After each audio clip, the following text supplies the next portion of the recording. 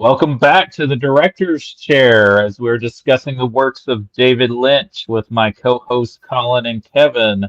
And we're going through kind of the prerequisites before we get to Twin Peaks: The Return. And this is an interesting chapter in David Lynch's life, the film we're covering tonight. I've heard this kind of as a soft reboot to his career, even though when it was released, I guess it was not very successful and the reviews were kind of mixed. But a lot of people have now, as it's been reevaluated and now it's much more wider available than it was for about a decade, a lot of people kind of consider this like a reboot to his career, and other people even say it's the precursor to a film he makes 4 years later, Mulholland Drive. Yep. I Uh, am those people because honestly, if you can crack the code of Lost Highway, you can basically crack the code of Mulholland Drive as far as the structure of it. And for me, like this is much like we talked about with Wild at Heart last time. In watching this again, and this is my favorite Lynch film, as anybody who's followed this podcast has heard me say, all three of you know.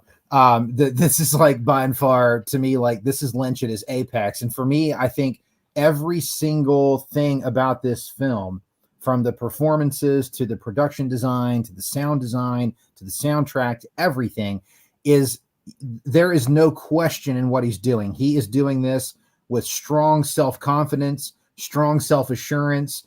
And even though he'll even tell you he's not really sure how he got to every moment, this is a film made by a confident filmmaker who is in his prime and who is not afraid to try new things. And in doing so, he creates what could arguably be looked at as one of, if not the best noir films of the 1990s. And honestly kind of creates its own genre of horror noir. This film to me is just, it just oozes confidence in every choice that's been made. Everything feels very deliberate, and everything feels very forceful. It comes out the gates with the shot of the road and the actual like the credits coming at you and flying past you, like it's such speed and craziness. This is a film made by a very confident David Lynch, and for me, it is, like I said, it's him at his apex. This is to me as good as it gets. I like that you mentioned the credits, opening credits. I have a bit of a fetish for opening credits in movies, and I think it's caused by Superman the movie. To be honest, like I love it when a film does great opening credits. There's just something about that. It's not necessary for a great film, but there's something about it that just makes me excited. And this film is in there. Well, it sets tone. Yeah, it sets tone. Yeah, but I love it when something like that happens, and I was reminded upon rewatch of this just how great that opening is. It gives you an energy to what we're going to be watching, and that just a dark energy, a very dark energy. Yeah, and the image of the road and everything, it just really gets you to sets the table for what we're going to watch, which. For me, I always describe this. And I like how the credits, even at the beginning, I just love that the credits at the beginning. I love that they look like caution tape, like they look like they're almost a warning. You know what I mean? Like there's something about that I just really dig it. Yeah, no, I agree very much. For me, this film comes up the most often in discussion for me when people are talking about horror films or are talking about movies that scare them, because I can say that. If you ask me the question of what film scares you the most, this is the film. Like I always, from the first time I saw it to every time I watch it, it gives me the creeps in a way that most like, and I'm not the kind of person who gets scared by horror movies. It's very rare. I can count on like one hand how many films scare me. This is up there and probably the most. The reasons for that have evolved over time as I've gotten more mature watching it, and experience it maybe different than I did when I first saw it. But the ideas in it, the images in it, they creep me out. So I want to ask it's you guys. ideas for sure. I want to ask you guys one thing first, but the mentioning being a sucker for opening credit sequences and you mentioning Superman, Colin, I think I've always enjoyed credit sequences that get you right into the mood of the movie or what the movie's going to be by Tim Burton films with his Batman, and a lot of his movies have like those opening credit sequences with all the titles and credits there. Sleepy Um, Hollow has a great opening credit sequence. If mhm. you're talking Burton, But Sleepy Hollow is fantastic. absolutely. But as both of you, did both of you see this in the theater? I did. Oh yeah, Yeah, 3 times. I did. And I saw it at like a local art house theater, which of course is always a fun experience and different from going to the multiplex. And yeah, saw it on opening night with a crowd of Lynch fans. So that certainly, I think, influenced my very first watching of the film for sure. so, Kevin, We you were mentioned this fortunate is. in Charleston.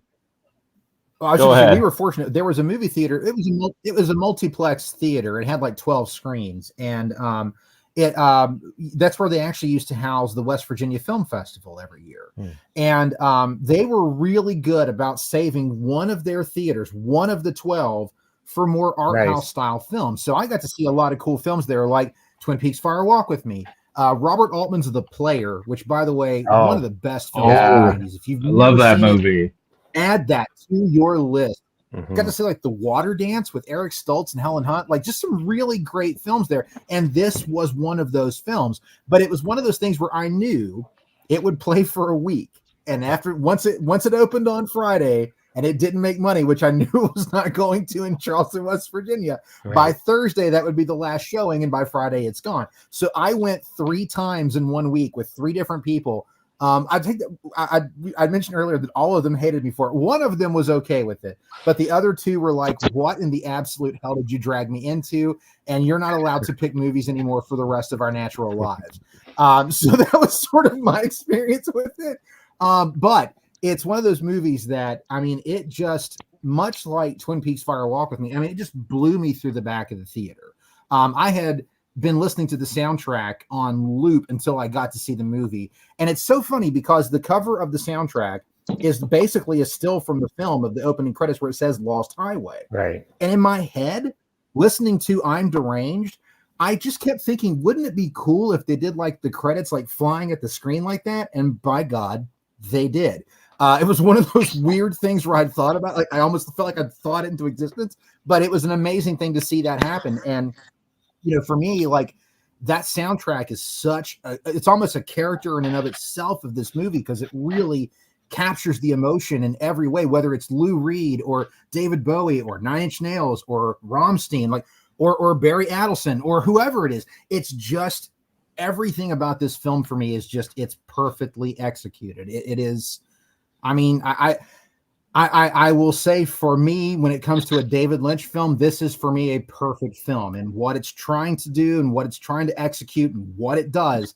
I think it is a very, and I know most people will say Mulholland Drive is, and I love Mulholland Drive, but this one for me, sorry about that. I got kind of funky on my feed there, but this for me is perfect Lynch. So for me, it blew me away when I was 21 in the theater seeing it. It blows me away still at 48.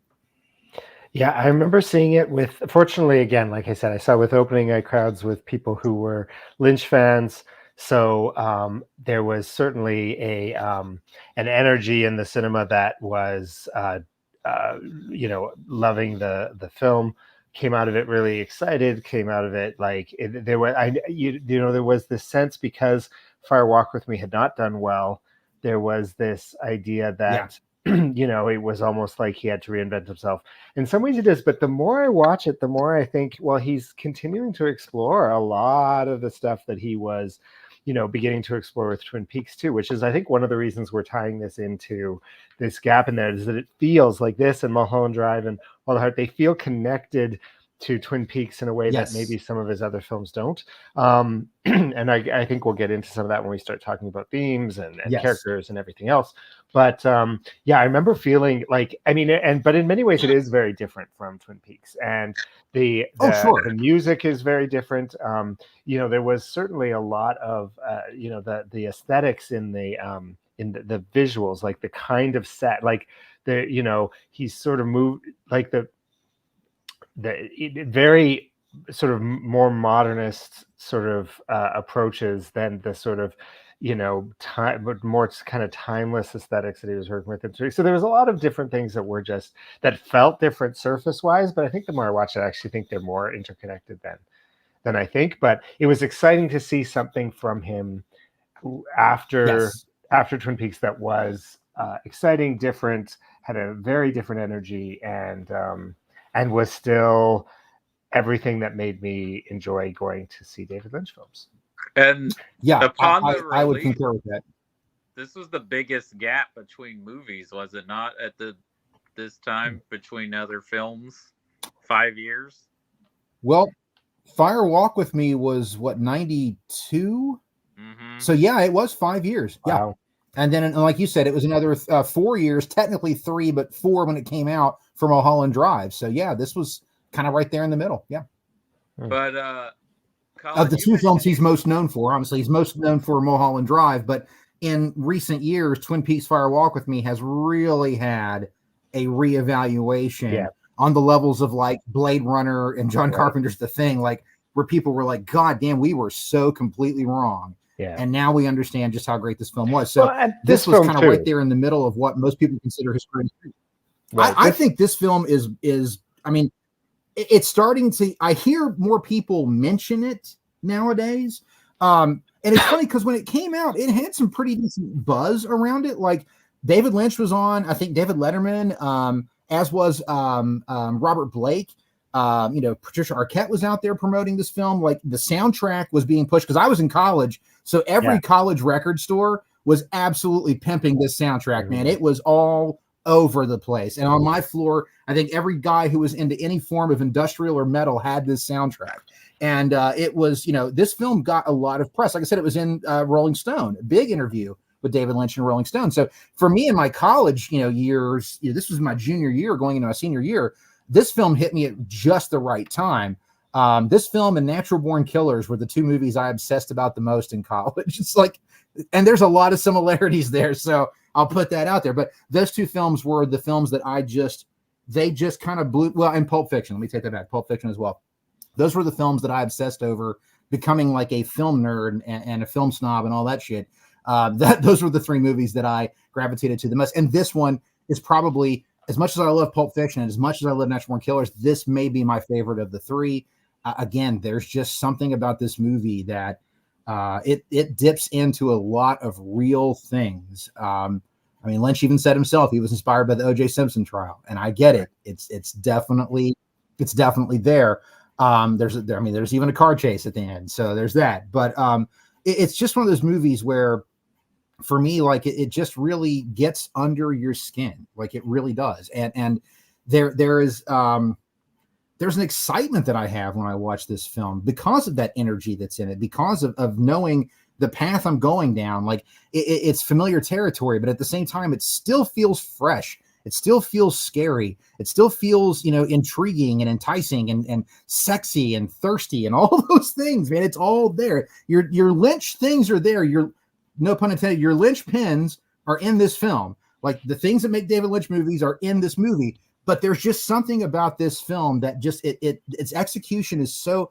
And again, I think it's that horror noir aesthetic. This movie really goes to show that if Lynch wanted to make a true horror film, he could scare the absolute bejesus out of everybody, because this movie has a lot of scary things, and it's not even stuff like jump scares. It's the ideas that are going on. It's the themes of what's happening. It's the things that are being said when nothing's being said. It's that stuff that really pulls me in every time. The performances, everything. This is one of those movies that's just like, this is why I love movies. Like, it's just the best way to put it. This movie is one of those movies that reminds me why I love movies. So How were other Lynch fans feeling? Because Colin, you said you saw it packed with Lynch fans, and obviously the movie got mixed reviews and did not do well at the box office. They even tried to pull in the marketing 2 thumbs down from Siskel and Ebert. As Lynch said, 2 reasons to go see the movie. Yes. So again, like this was in no way a hit in the way that like Pulp Fiction or Natural Born Killers were, that were aimed at more mainstream audiences. I mean, again, really shows that Lynch was not considering how to make films for the masses. He was interested in making what films he was going to make. Yes. No mass appeal. Yeah. And considering previous work, like Blue Velvet was a fairly successful mainstream hit for him. And of course, Twin Peaks was a television phenomenon. Yeah. So he had mainstream success before with Elephant Man, and then even Eraserhead was like a cult midnight movie, like played at every college campus. So he's avant-garde, but he's popular avant-garde. Like Hollywood wanted to work with David Lynch, even though this film was, from my understanding, fully financed from an independent company, even though the distributor would go on to become Focus Features that distributed the film. Right. But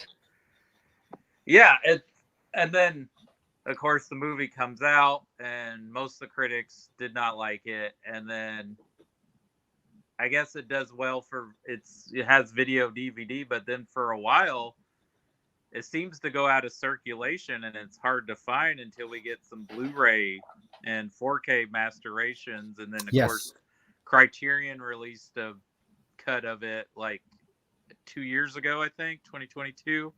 And this movie has slowly become like mentioned in like top 5 tier Lynch now.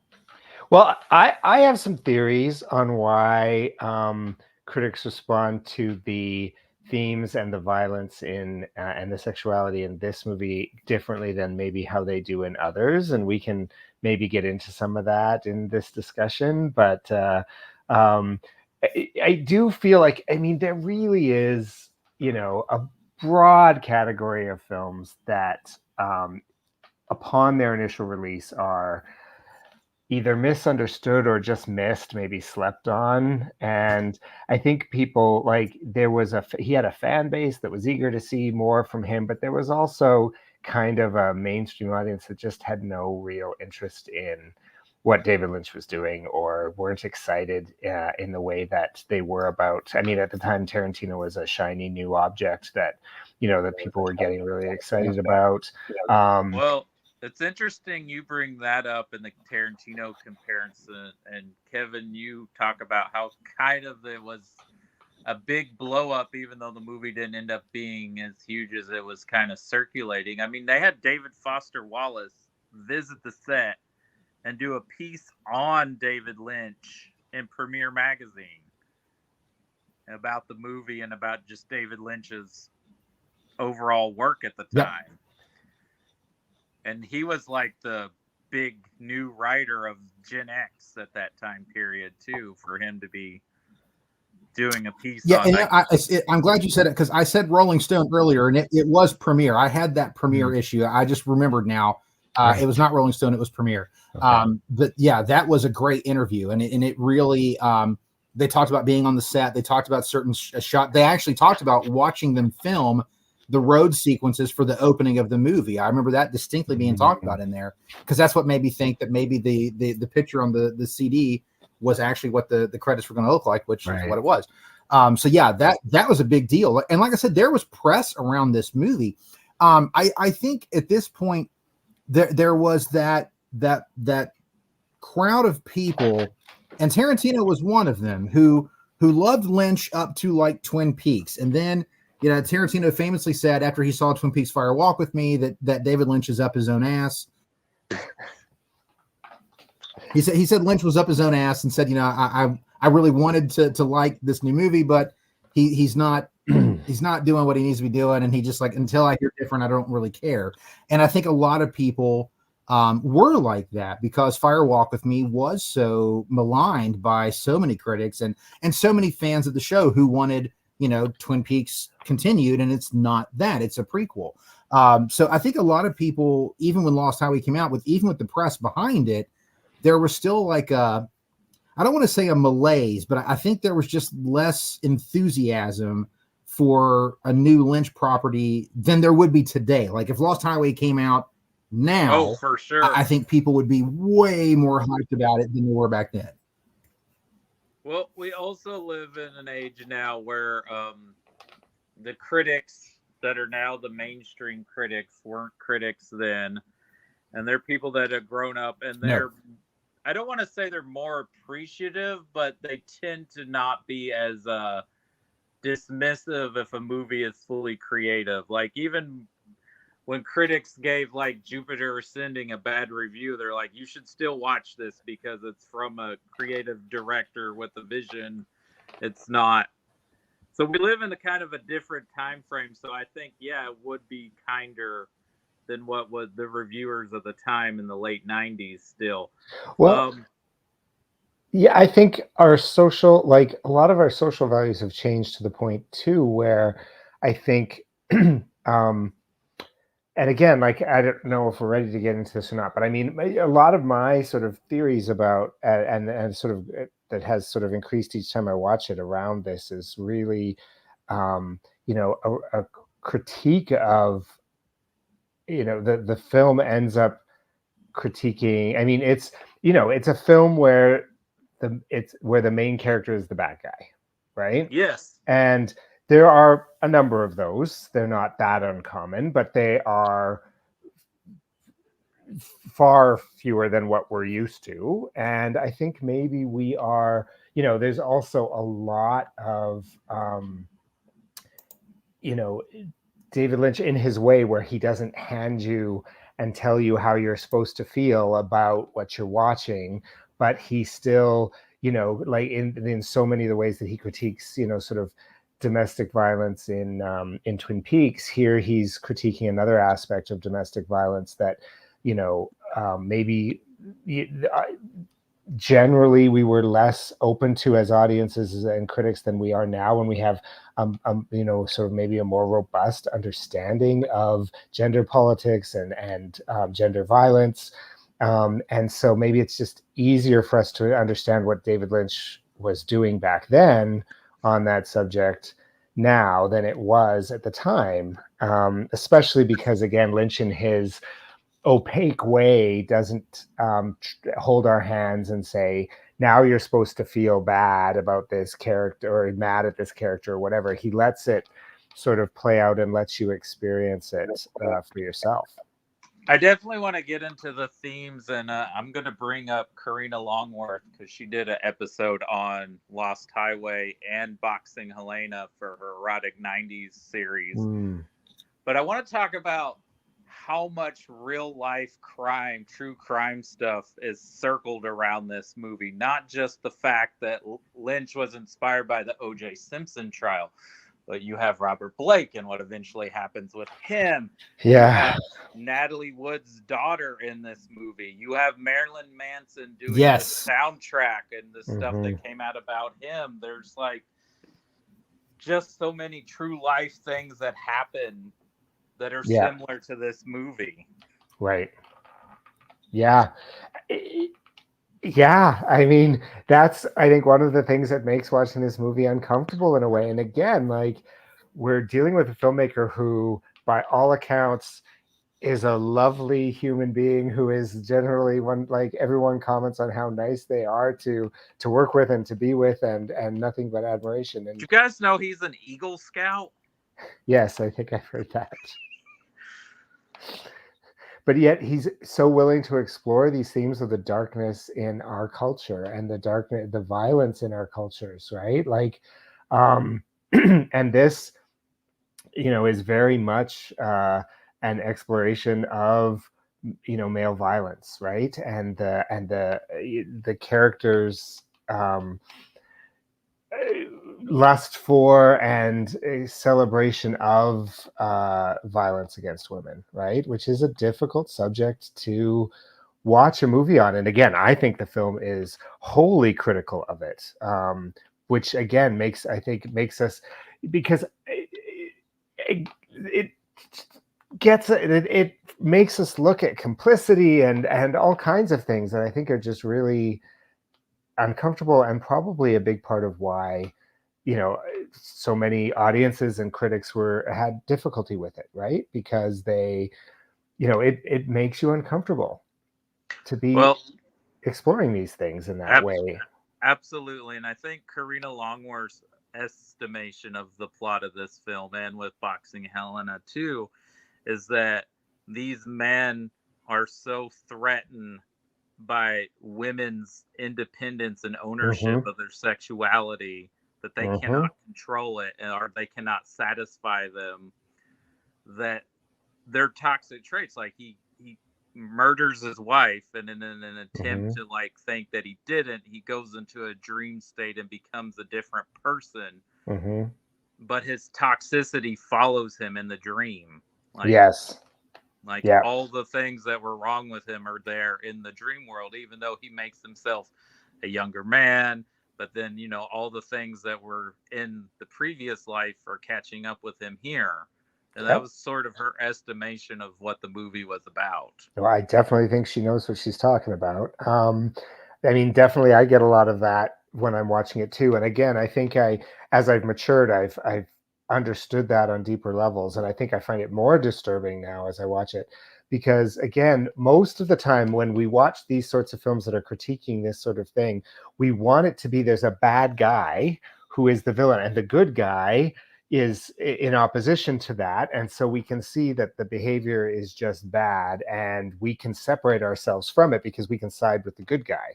But in a film like this, we're being exposed to the main character is the bad guy, and the film keeps asking us to identify with him in different ways and sort of see our complicity in all of that. And people don't want that, right? They don't want to be told that they might be partially the bad guy, or that they may be complicit with the bad guy, or that they may, you know, that our culture might, you know, celebrate it in some way, right? And so I think that's why a lot of people push back against movies like this that do that. And it definitely does make it even more difficult when we get to the second part of the movie, and we're following. Is his name Barry? Is that his name?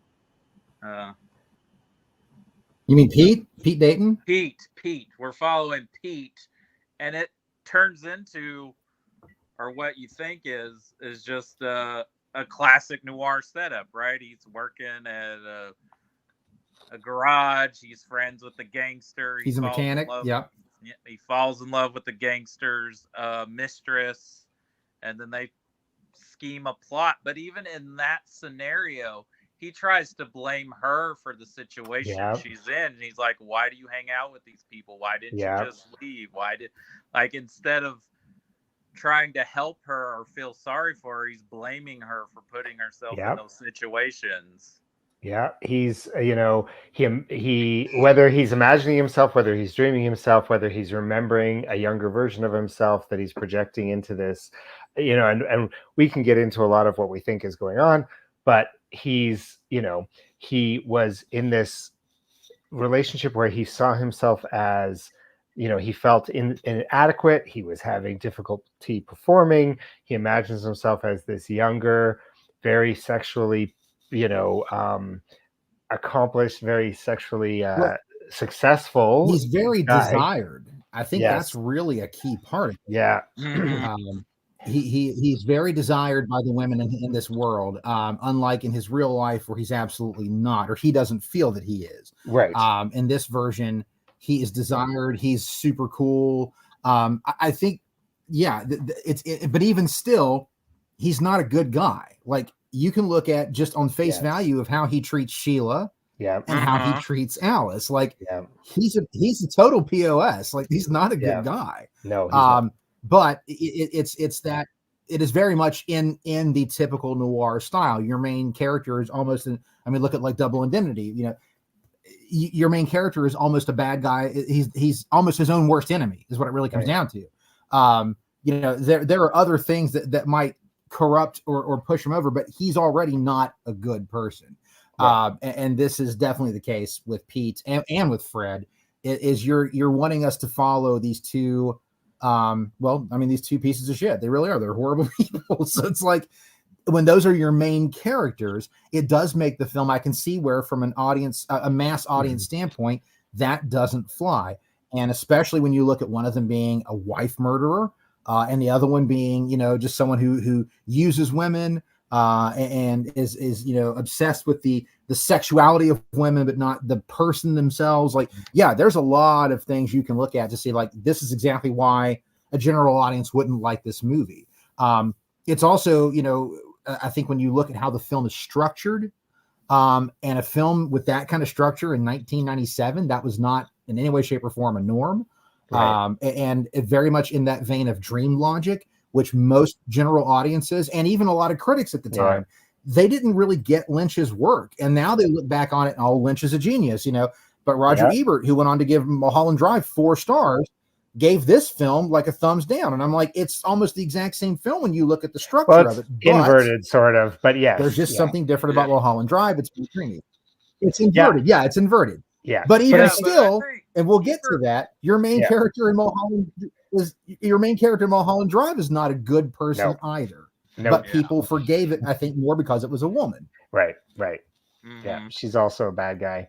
I think you're exactly right. Like, I think that Lynch wants us to understand that, maybe he's even critiquing the noir form in a way by saying, look, are these anti-heroes really heroes at all? Like, is there something that are we complicit in their bad behavior by romanticizing these ideas of these kind of people?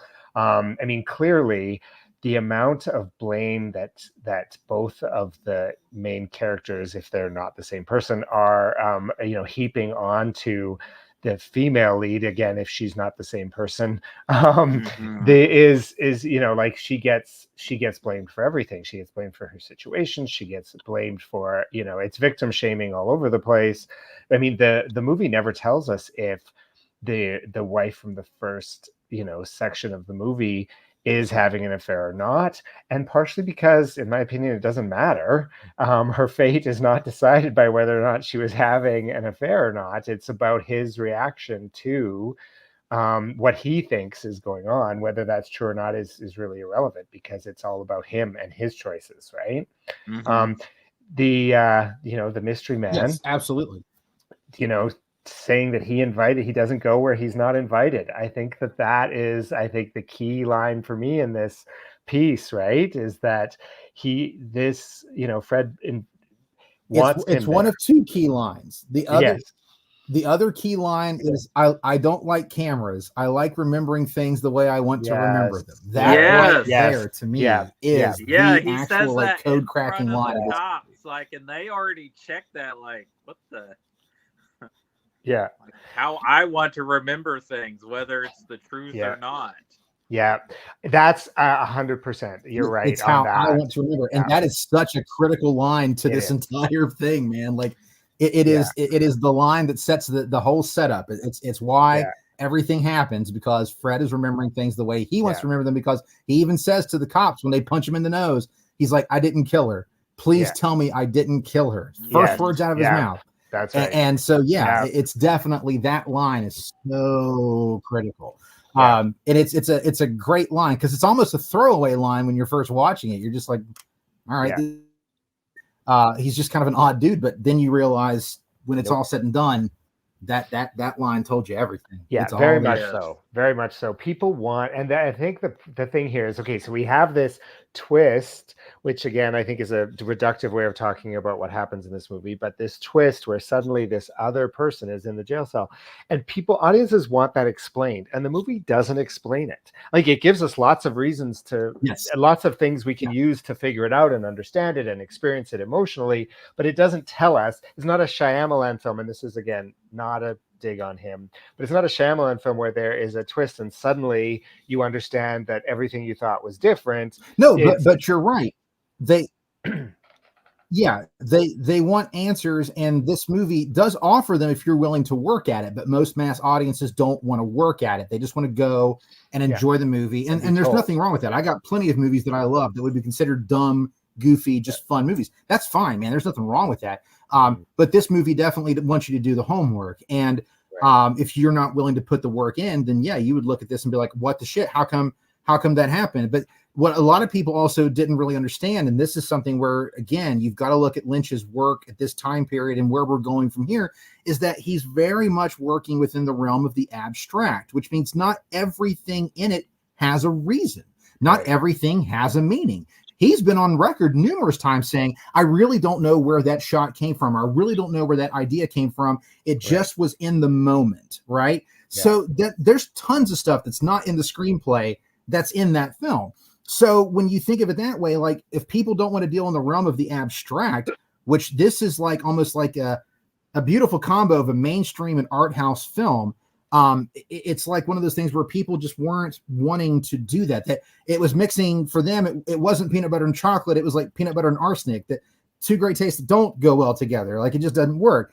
For me, that's what I love about the film.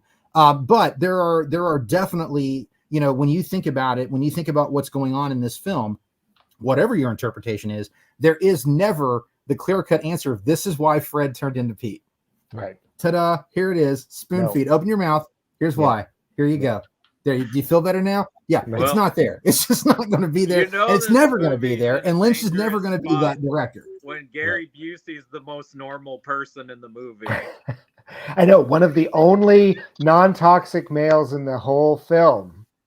Right? Like, are there many? I can't think of any others. He's so good in this movie. Yeah. He does not get enough credit. He's so good in this movie. He really is. Like every scene he's in, he's so good. Like, and you're right. He's like he and Richard Pryor are like the only two Richard Pryor, decent men in this entire film. They're the only two good guys. Nance, and God bless Artie. He's such a good cat. He's so happy that Pete's back. And Jack Nance, Jack Nance is also, I like it. Yeah. That's there's a few small characters that I like that. He deals with the Sheila situation. I was listening to that. Attacking Pete, saying you're only using me. You don't care about me. And like Gary Busey's very tender and sweet and understanding, even though, you know, his son is being attacked, he's like still being compassionate towards her. Yes. In that scene. Yeah. No, for sure. He is. And again, you can tell they care about Sheila. Like in that, the people in that pocket universe, you know, of their existence, he does definitely care about Sheila. You know, and that's, I'm with you. I think it really is a nice moment. I see Gary Busey's reflection of the main character's like thoughts on his father, right? Like whatever, again, depending on how we want to interpret what's going on, I sort of see him projecting himself into it like a younger version of himself, or whether he's dreaming about a younger version of himself, or however you want to interpret that. But I read, and again, I think there's lots of different ways to read this. Is not a correct version, but I read this as him sort of. Well, we have to get into it. So yeah, I think now's the time to talk about it, because this is how we'll be able to talk about the movie going forward. Right. Okay. Well, where do we start? Again, do we have to? Well, okay. I forgot to talk about the real life stuff. Jack Nance's death is also very tragic. That happens before this film's release. Yes, this was the last thing he worked on. Yeah. Well, this is his because he got into a fight. Richard Pryor's last film, and this, of course, is Robert Blake's last film. Wow, I wasn't aware of all of that. I knew the Jack. Even though Robert Blake, I think, lived till like last year, the year before. He only passed recently. Right. But it's just wild. All the tragedy that surrounds this movie, even the inspiration and what happened to people in real life. Yeah. So I was going to say, and I mean, I love talking about what it potentially could mean. Well, my question for do we have to is that there is a part of me that thinks like David Lynch never wants to get like, and I admire this about him. He never wants to tell us what the right answer is, right? And there isn't, and in his head there might not be one, because he might enjoy making art that just can be looked at in a number of different ways and understood in a number of different ways. So I'm always of the belief that there's not a correct interpretation of what the events in Lost Highway are, but there's just a lot of different ways of experiencing it. I know the popular one is that he's being electrocuted. I think for me, like, go ahead. Yes.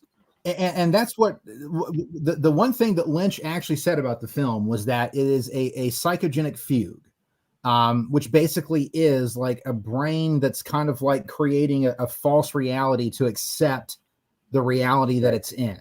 Right. His big inspiration from the O.J. Simpson trial was the idea that this man could be in movies and TV, commercials, was a famous athlete, and at the same time had this darker side of himself that he hid to everyone. No one had a clue that this was there until Nicole Simpson Brown is gone. And that's suddenly like, he's like, I don't know how someone could live with those dualities like that strongly existing in one person. And that was his big thing as to why he worked on this film and why he and Barry Gifford, that the two words psychogenic fugue, that's what he actually says in numerous interviews about this movie and in the screenplay, in the interview he has at the end of the screenplay. So I think how you interpret that psychogenic fugue, like where does it happen, what's going on, that's up to you. But I think we can each kind of give our interpretations, because I think it's important to do it, because if anybody is watching this and is like, this movie makes no sense, there's no through line, there absolutely is, depending on your interpretation. So I feel like it's worth talking about, because but maybe I think we'll probably be in a pretty similar area, but I don't know. So before we jump into that, though, I'm going to push that a little bit further. I think you're 100% right. And based on what I've read about his comments about this, I think definitely all of that. But I think, again, us compartmentalizing that into someone specific like O.J. Simpson or some other person who has had like an incident, whether it's maybe not as gone as far as murder, but has gone as far as some sort of violence. I think that, again, the pervasiveness of these things and the way like men are performed in this movie, I think there is a certain amount of, Lynch is tapping into the the cultural forces that drive gender politics and gender violence, beyond just the individual, right? Like everybody's on this spectrum of how in terms of, again, the way we participate in rape culture, or the way we participate in supporting sort of the the views of women and their ownership of their bodies and their sexuality and things like that, right? So even beyond just sort of the anomaly of somebody like a O.J. Simpson, maybe what he's saying is it's not as anomalous as we might want to think. And again, maybe that's what makes this movie so uncomfortable, is because we want to think it's just those bad couple of apples over there that do these bad things and make it bad for everybody, as opposed to how we all participate in some kind of culture which sort of promotes, to different degrees, the ability for men to sort of feel this right to act violently. And a lot of times it's us remaining silent, right? Not saying anything, not doing anything, ignoring it. Yes. Like, boys will be boys. Just stay away from them. Don't say anything. Don't look at them. Don't talk to them, and they won't do anything. It's not just men. There's women that perpetuate. Oh, we all perpetuate it. Yeah, exactly. Yeah, no, that's right. And I think, again, today we have better understandings of this, or more robust understandings of this, that make it easier maybe for us to appreciate what Lynch is talking about in this film than maybe it was in the late 90s. Well, we weren't having those discussions, and we weren't. No, I would agree with that sort of things. I mean, you guys famously know the original ending of Fatal Attraction, right? Yeah. And they changed it because test audiences didn't like it. They wanted him, for whatever reason, they wanted Michael Douglas to be okay. They didn't. Yeah, I know. I think one of the producers, when they're watching, is like, I do not understand how the audience is still on board with you right now. Like, they should hate you. Yeah, they should absolutely hate you. Yes. And they should see you 6 feet under. they should have went with the original ending. Like it would have been his just desserts, right? Is there, you know what? That's a film I'd be interested in revisiting. Is the original ending available in like like on Blu-ray or anything that, you know, you can watch it in that way? I know we're getting off topic here talking about another movie, but that would be interesting to explore. Yeah, I don't know because I don't remember. I've only seen the theatrical. I've only seen discussion about it. I've never seen the actual footage. Right. Yeah, I'm in the same boat, Cody. I've heard it talked about, but I've never seen the actual footage. I don't know if it was ever like put onto a Blu-ray or anything, or if it's out there in the ether. I don't know. Right. We have some research to do. But I think it would be interesting to see that. But again, kind of relating to this though, it is a subject where, in this case though, I think everybody who watches this film, nobody walks out of the theater thinking that, boy, I really wish that Fred didn't get, you know, his, what a shame. You know, he was just misunderstood. Nobody's going to think that shit. No. Everybody's going to be like, yeah, dude, that guy, he sucks. He's awful. Yeah. And whatever fate he gets is not good enough. Right. It's just not. Again, probably why it wasn't as popular as it might have been, because again, that's not what audiences are necessarily looking for. I mean, I love it, but yeah, but like you said, maybe in 1997. No, to me, it ends exactly how it has to end. Yeah. It's not something mainstream audiences want. They want a protagonist. They want an antagonist. They don't want a movie where almost everyone's a shitty person. Yeah. Yeah. And the shitty people don't get their comeuppance. Or that I think even more than that is that we can compartmentalize, make it the shitty person, the bad guy, and then they get their comeuppance, and we can all feel good about the fact that we sided with the good guy. Right. And Lost Highway. That's where you get your sleeping with the enemy type films and stuff like that. Yeah, yeah. Whereas Lost Highway doesn't give us sleeping with the enemy was a huge hit for that very reason. Yeah. No, Lost Highway does not give us that at all. Again, we'll have to get into like the discussion of what we genuinely think is going on, but I think it's interesting that the strongest person in this film, when it's all said and done, to me, is Alice. Yes. And the reason I'll say that is because at the end, she is able to get right in his fucking ear when he's saying, I want you, I want you, I want you, and just tell him, you will never have me, and then pieces out, dude. Like, that is a fucking ballsy, bold ass scene. And it's Patricia Arquette's delivery of that line, the way it's shot, everything. It's like, damn, dude, like that woman has had the cards and the power the whole time. What you think she is or what she represents, that's a different animal. But I'm just saying, in that moment, in that scene, taken by itself, she is, to me, the strongest character in the film. And it's interesting that Lynch continues his streak of the strongest characters in his film or in his TV series being women. Look at Lula and Wild at Heart, which we just talked about. Look at like your Audrey and Laura and Twin Peaks. Like Laura they're there, dude. They're really there. All those and I think that Laura herself, exactly. Laura and Donna. I mean, like there are the strongest people in Twin Peaks are the women. But you know, they look just at are. The other men you know, they just are. And in this case, the strongest person in this film. I mean, Robert Loggia's character, Mr. Eddie, is a weak man who feeds on the weaker to make himself feel better. Like the whole tirade of beating the guy who cuts him off in traffic, even though apparently part of that tirade was him being upset he didn't get to be cast as Frank Booth in Blue Velvet, and they used it for the movie. But still, like, he's a very weak man, and he does what bullies do. Yeah. Play on the weaker to make himself feel stronger. And then you've got the Andy guy. But I'm going to say this. I'm going to counter one point, though. Haven't we all wanted to do that to a tailgating asshole at some point? Well, again, the film. If you say anything but yes, you're lying to yourself. Man. They're going to kill this man. And then he's like, you're going to get a driver manual. Yes, but that's again. And you're going to read every page of that motherfucker. David Lynch is making us complicit in the stuff that he is critiquing, right? Like that is the point. That's why we relate to the stuff, the these characters that are awful, and that's why people don't like some people are uncomfortable with the movie, because it's dragging us in and showing us, hey, are we holding up a mirror a little bit, right? In David Lynch's twisted funhouse way, but yes. Yeah, let's see. What are some of the other major male characters in this movie? You got the Andy guy, who's definitely a user of all people to get what he wants, whether it's sex, money, or drugs. So you don't feel sorry A for pornographer. what happens. Yeah. Yeah. No, not at all. He's basically his fun boy character from The Crow if he had money.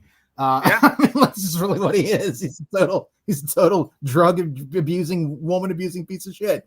Only he's got money and he's got pool parties and stuff, right?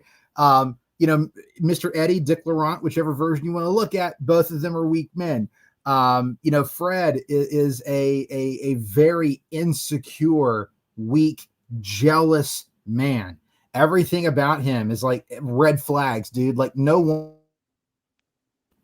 one should want to be with him. No woman should look at him and be like, I can fix him. No, too many red flags. You can't fix that shit. It ain't Well, and happening. he's literally impotent, right? And I think that's part of what the film's getting at, is this weakness of manliness, right? That is that he has to imagine himself or dream himself to be something different.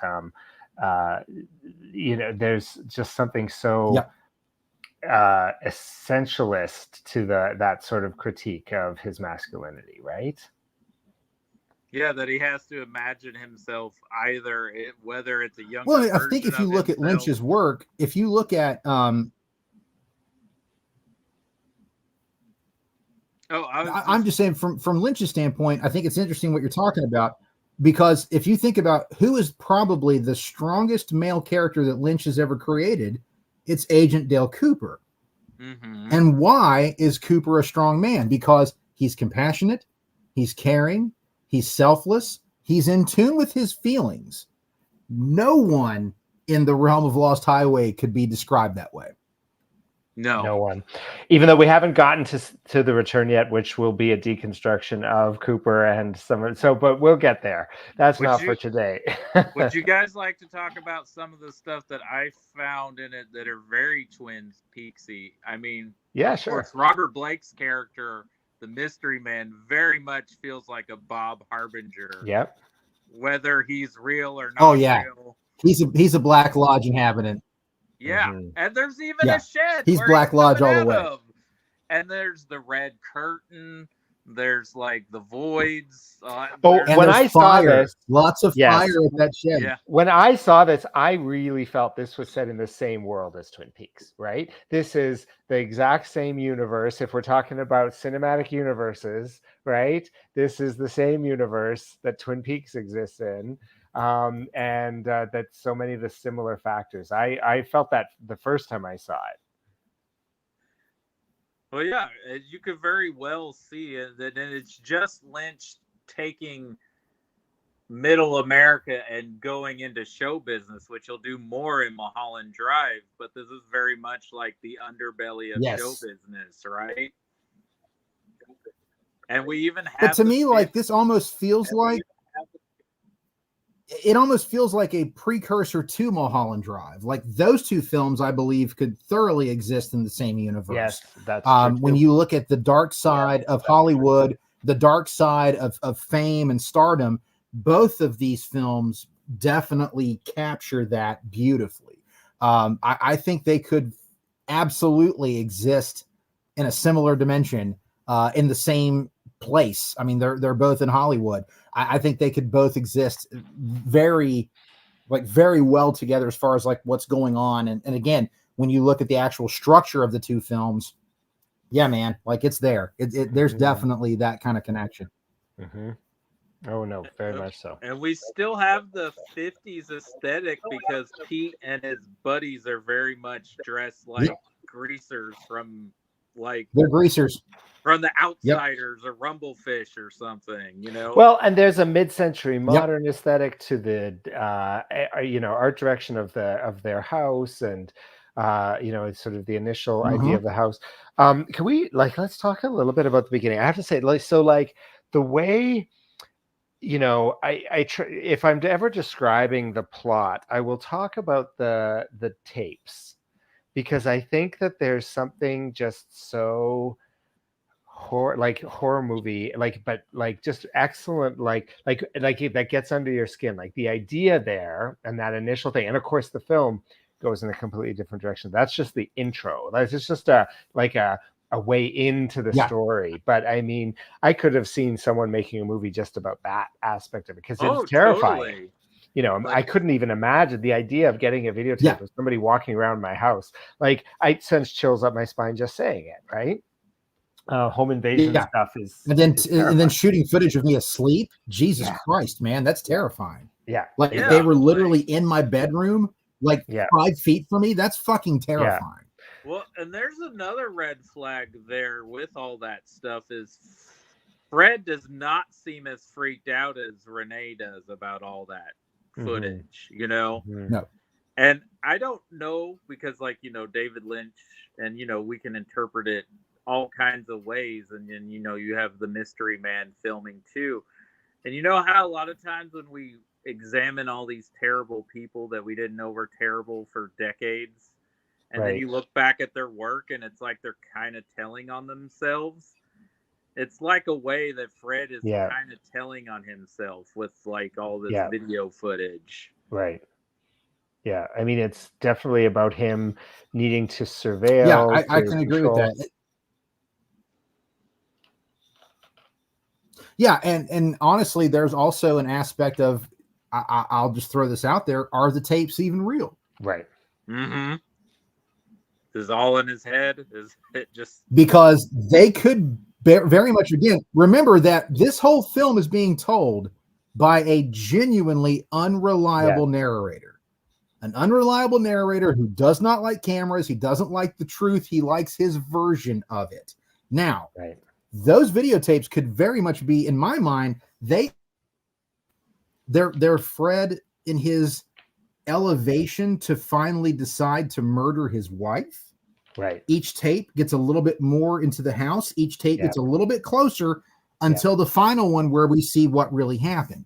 And there's a part of me that thinks those tapes don't even exist. They are not real at all. That it's all in his mind. It's ways he was trying to defend himself against, I didn't do this. This was something else. It's someone else. It's not me. It's not me. So you can look at them in a number of different ways, but I'll just get down to the brass tacks of it though. They are unsettling as hell. The idea of it, the low resolution of it, the jump cuts of it, the sound of it, it's horrific. It is a genuine invasion on your senses. And it's some of the freakiest stuff David Lynch has ever done. Yep. Mm-hmm. Yep. It's some of the most terrifying stuff in the movie, honestly, because it's just so unsettling. Yes. And again, it's what I love about that is that it is in itself what a lot of filmmakers would have made the movie about, but David Lynch just uses it as a way into the story that he wants to tell. So you're completely unsettled because not only are you dealing with this terrifying concept, but then there's it's one of the few times the score really does that sort of like typical horror movie score thing where suddenly there's like big score right at the moment he reveals that he's killed his wife, and then we're in this sort of whole, so you're completely unsettled, and then all of a sudden there's like the next thing that happens in the movie, which is the prison, and then the twist, and then and so it just completely sets us off balance, right, for all of what's to come, which is so brilliant. That sequence, though, then that span of time has one of my most bad jokes, and even the prison guards might be terrible people too. When Henry Rollins comes back and he's like, "That wife killer's not looking too good," and the other guy's like, "Which one?" Which I guess, which one? Fair, there's probably a number of guys in there that have killed their wives, but still, it's like, dang, man. Yep. That's what I'm saying about David Lynch is saying, this isn't just one guy. This isn't just a one bad apple or two bad apples, right? Yeah. Yeah. But I can even throw that out to just when you do that kind of work, like, I mean, look at like Bringing Out the Dead. I mean, when you do that kind of work, you've got to have a dark sense of humor, man, or you just can't get through it. Like, you know, I work for the American Heart Association. So one of the things we were really big on is CPR. And we always tell people you can remember the hands-only CPR compressions if you can remember the song Staying Alive. So it's like, you know, ha, ha, ha, ha, Staying Alive. And I talked to some EMTs and they're like, you know, we use a different song. And I was like, really, which one do you use? And they go, dun, dun, dun.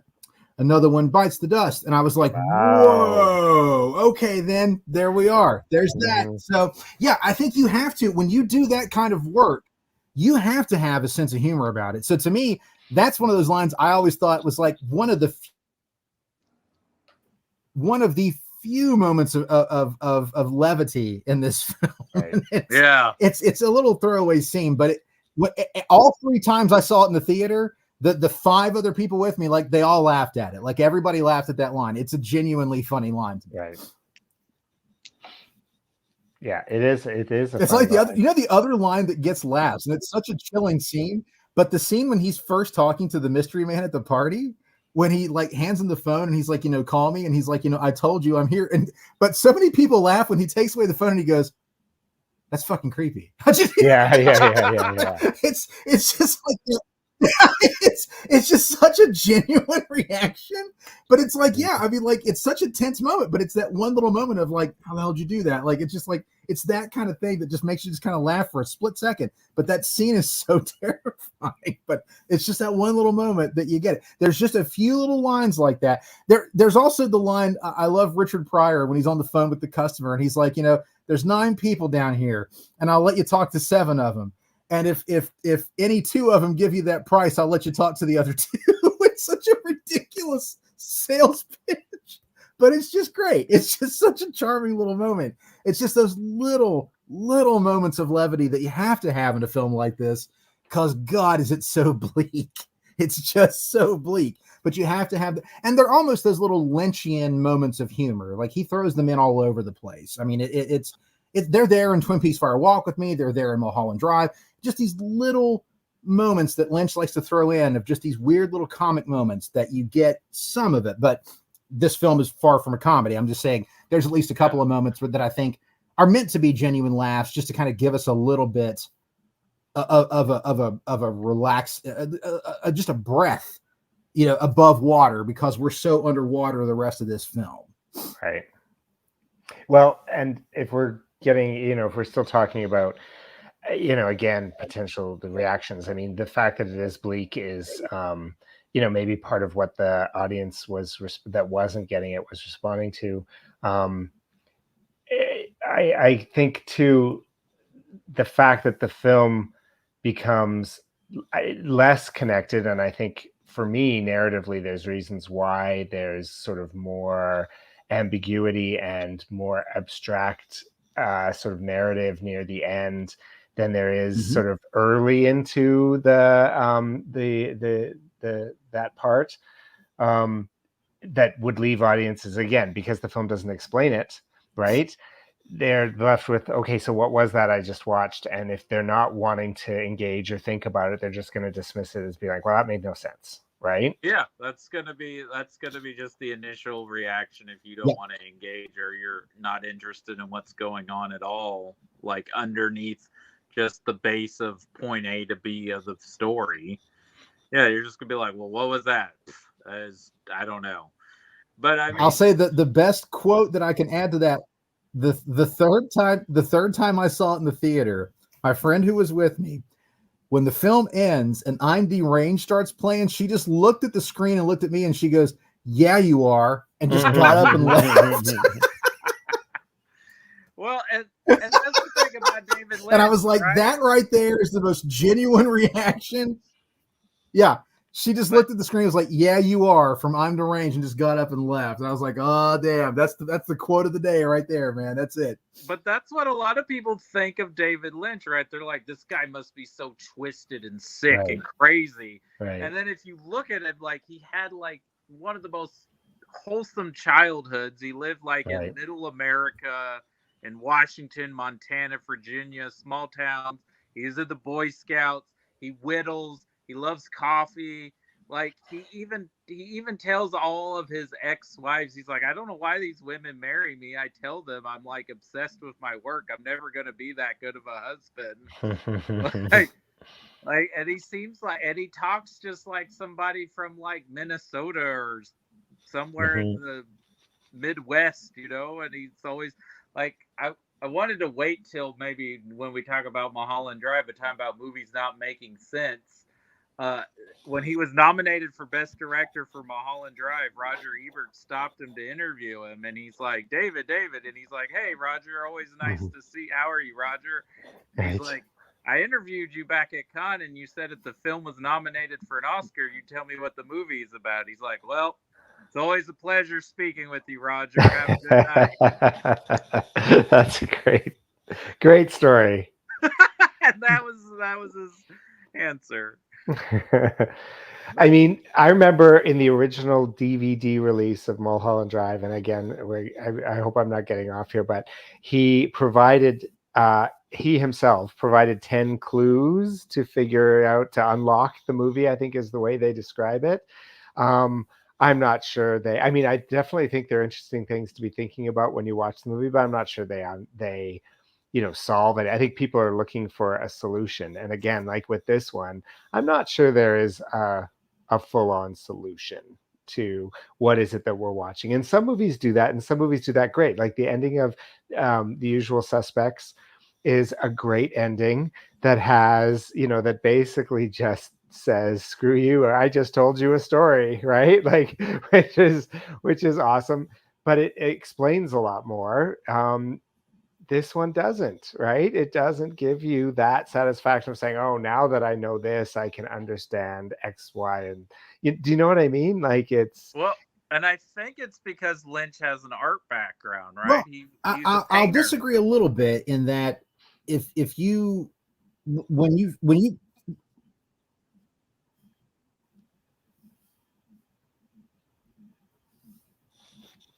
I guess we got a little bit of a delay because you were saying something, Kevin. Yeah, sorry. I was just saying, to me, like when you kind of figure out what your take is on the film, whatever it is, I think you can look at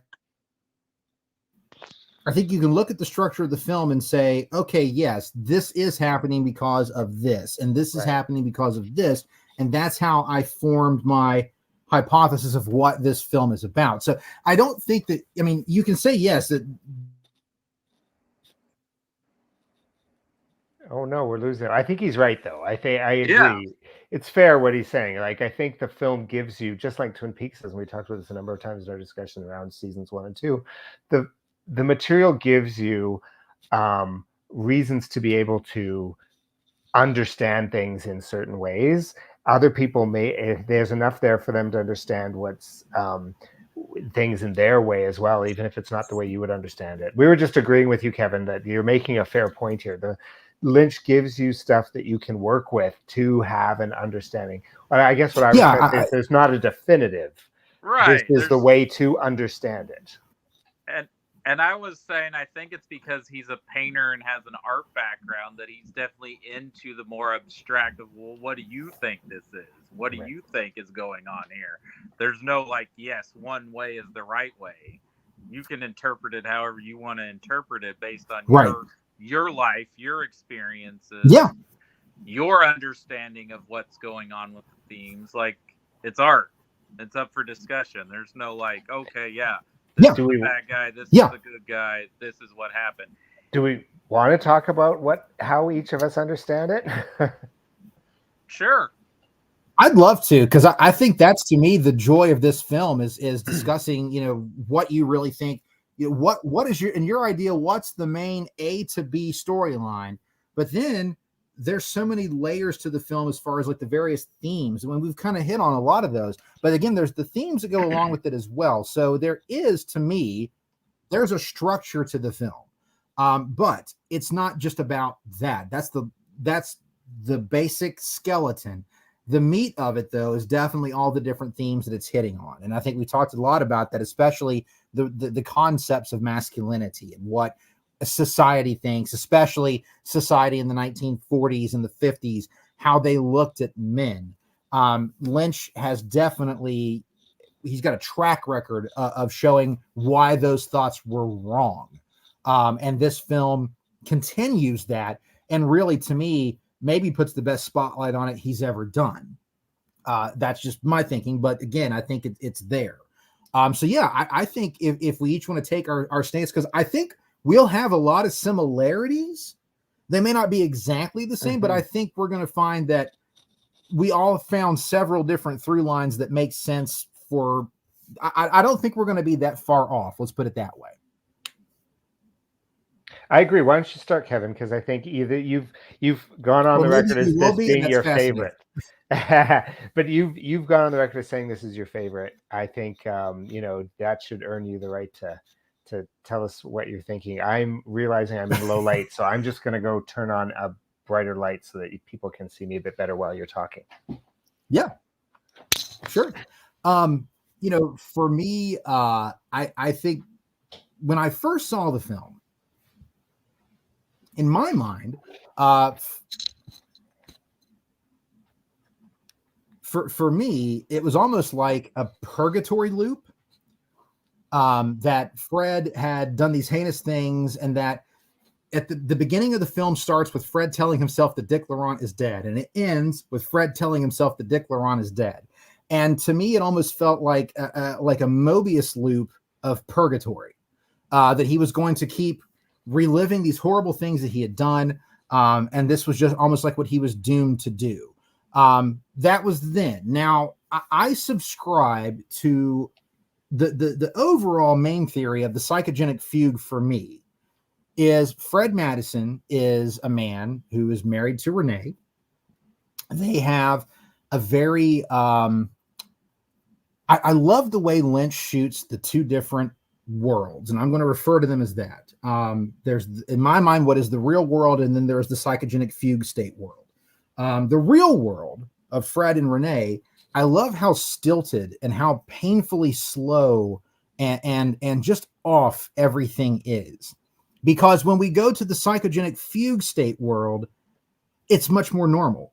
The pacing conversations are much more normal. The dialogue is much more normal. Everything feels more normal. And most people like that part of the film better than they like the beginning and the end, because it feels more, and boy, let me put quotation fingers up, it feels more normal.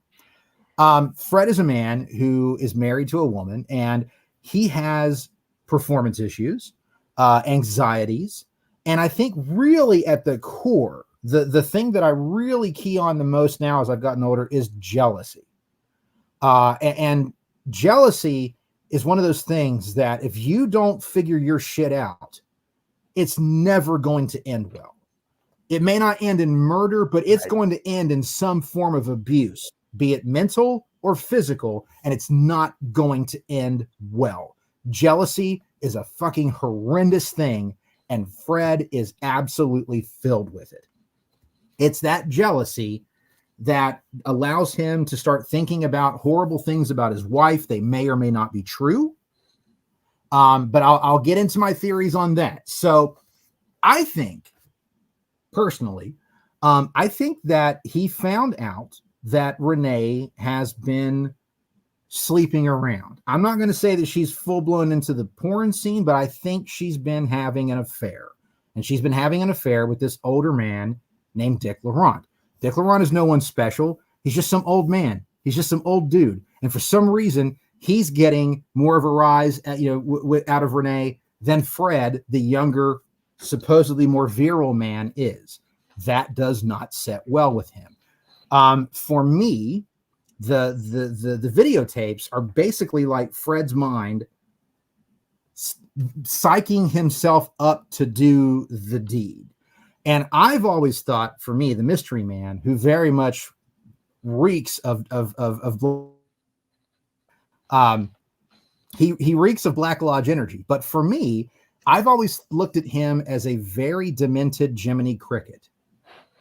He is basically like Fred's subconscious telling him that I know what you want to do. And I'm only here because I know what you want to do. And I'm here to tell you that I can help you do that thing. I can help you turn things off. I can help you block things out so that you can do this and be okay. And that leads to Fred's the final videotape, where we see the horrific, brutal murder of Renee. Fred is now in prison, where he absolutely belongs, period. That dude's going to end up riding the lightning, and nobody's going to feel bad about that because he's absolutely earned it. And it's in there that he creates his psychogenic fugue state. That is this alternate reality. And I think that this reality, and Colin, I agree with you, I think there are elements of his past, his younger self, when he was better, when he was stronger, when he possibly was more popular, because I mean, he does his jazz music. Most people don't really seem to respond that much to to him. They're just there in the club. They're not really there for him, right? And he calls Renee. Renee doesn't answer. Now, in his mind, Renee's not home. Right. But the reality of that, when he goes home that night, what do we see? She's laying in bed. She's asleep. She just didn't hear the phone ring. But in his mind, she was out sleeping around. So the psychogenic fugue state, now he becomes this Pete Dayton character. And maybe Pete Dayton is someone he went to school with. That name may very well have connotations connected to his past. It could be someone that he knew. So in this world, Fred now is Pete, and Pete is a young, virile man. Women love him. Women want to be with him. He's cool. He's got loving parents at home that care about him. He's got women who care about him. He's got friends that care about him. He's got a job that cares about him. And Dick Laurent is now this Mr. Eddie character because he could not handle losing Renee to just some random old man. Instead, now he's a man who's got power. He's a man who's like a mafia boss. He's got power. He's got money. He's got connections. Dude does not like tailgaters, right? So Pete, the Fred of this world, is now like what Fred's always wanted to be. He's the popular kid, basically. He's no longer the outcast. He's desired, not feeling like he can't deliver. In this world, he's delivering all over the place, man. I mean, the cops even joke about him having more activities than a toilet seat, which is another great line. It's a brilliant line. But in this world, he's now finding a way to get revenge on the man who wronged him, right? So now he's got a Renee who's blonde, the typical like 1940s noir style, femme fatale, right? And she, of course, is Mr. Eddie's gal. But what does he do now? Now he's taking Mr. Eddie's gal for himself, whereas Dick Laurent took Renee for himself. Right. So now he's able to take back that power, in essence. He's no longer, he's now the big, strong, tough man, and he's getting one over on Mr. Eddie. So, of course, that's never going to go right. People are going to find out, and Mr. Eddie very much makes it known that he's kind of figuring out some stuff is going on. However, at this point, he's really in love with Alice, the version of Renee that he could never have, and they're meeting up all over the place. They're doing their thing. But those little chinks in his memory always end up breaking. And there's a great scene in the garage where you hear the song that he was playing in the jazz club, and he can't handle it. He doesn't like it. He starts shaking his head. His head hurts, and he turns off the radio. And of course, Jack Nance walks up and's like, I was listening to that, and he's just like, well, I don't like it. I want to hear something else. But the reason he doesn't like it is because it's reminding him of who he really is. And it's reminding him of also where he really is, which is that he's on death row. So there are those little chinks that keep coming through. And then the final chink in the armor for me is that he finally has a conversation with Mr. Eddie, and Mr. Eddie Dick Laurent, Mr. Eddie hands the phone over to the mystery man. And the dialogue that the mystery man there basically says is, in my mind, is him basically saying, look, dude, you and I both know, dogs know, you're a piece of shit. You're on death row. And it's only a matter of time before they throw the switch on you. You need to come to grips with that. You need to have a come to Jesus moment and just deal with this shit, dude. You are absolutely going to die, and you deserve it. That's that. I mean, everything he talks about there, how a person doesn't know when they're going to get executed at any moment. Someone can walk right up, put the bullet in the head. He's basically telling him, dude, you're about to be executed. Just face reality. But he won't. And so they get into the big heist. As with any good film noir, there's the femme fatale leads them down a path that ends up in violence and bloodshed and money and all that great stuff. And it's all there with what happens. It's all her fault. Yeah, it's all her fault. At that point, though, it's all her fault, right? It's all her fault. But it starts breaking even more at this point because suddenly Alice doesn't have the sort of pushover mentality. She doesn't have the I'll do whatever you want. She's now in control of everything happening in that situation. And Pete doesn't like it. Pete's headaches start getting really, really bad. He starts seeing images inside the bathroom of her with another man in a very pornographic scene, and he doesn't like it. And she even says, aren't you going to ask me why? Because that's what he really, I think, deep down wants to know. Why am I not good enough? Why would she go out with this older man? Why would she be with anybody but me? Why is she with these horrible people? When he is, in essence, the horrible person, and that's very much the reason.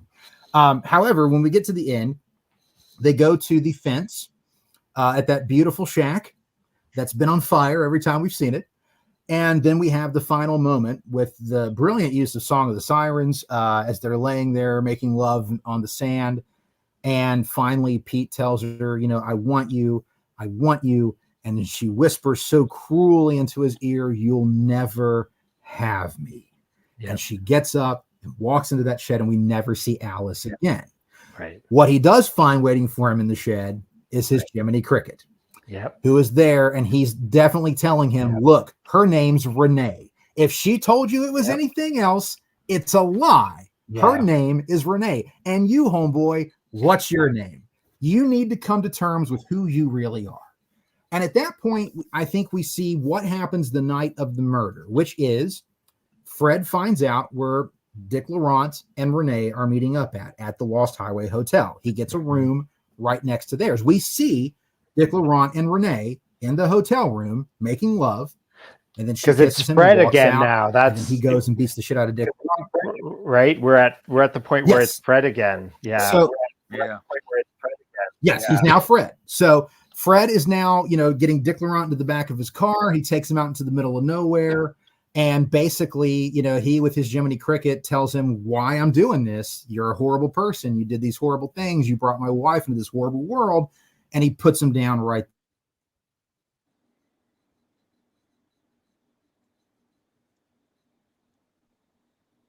Come on. Sorry about that. My internet. We have a storm coming through. Yeah, no, it's just. But you're doing so well. You're doing. So anyway, I'm loving this. We have yeah. So we have the final night where he kills Dick Laurent, and then that is, in my mind, the night when he goes home to kill Renee. It's all going to end right there.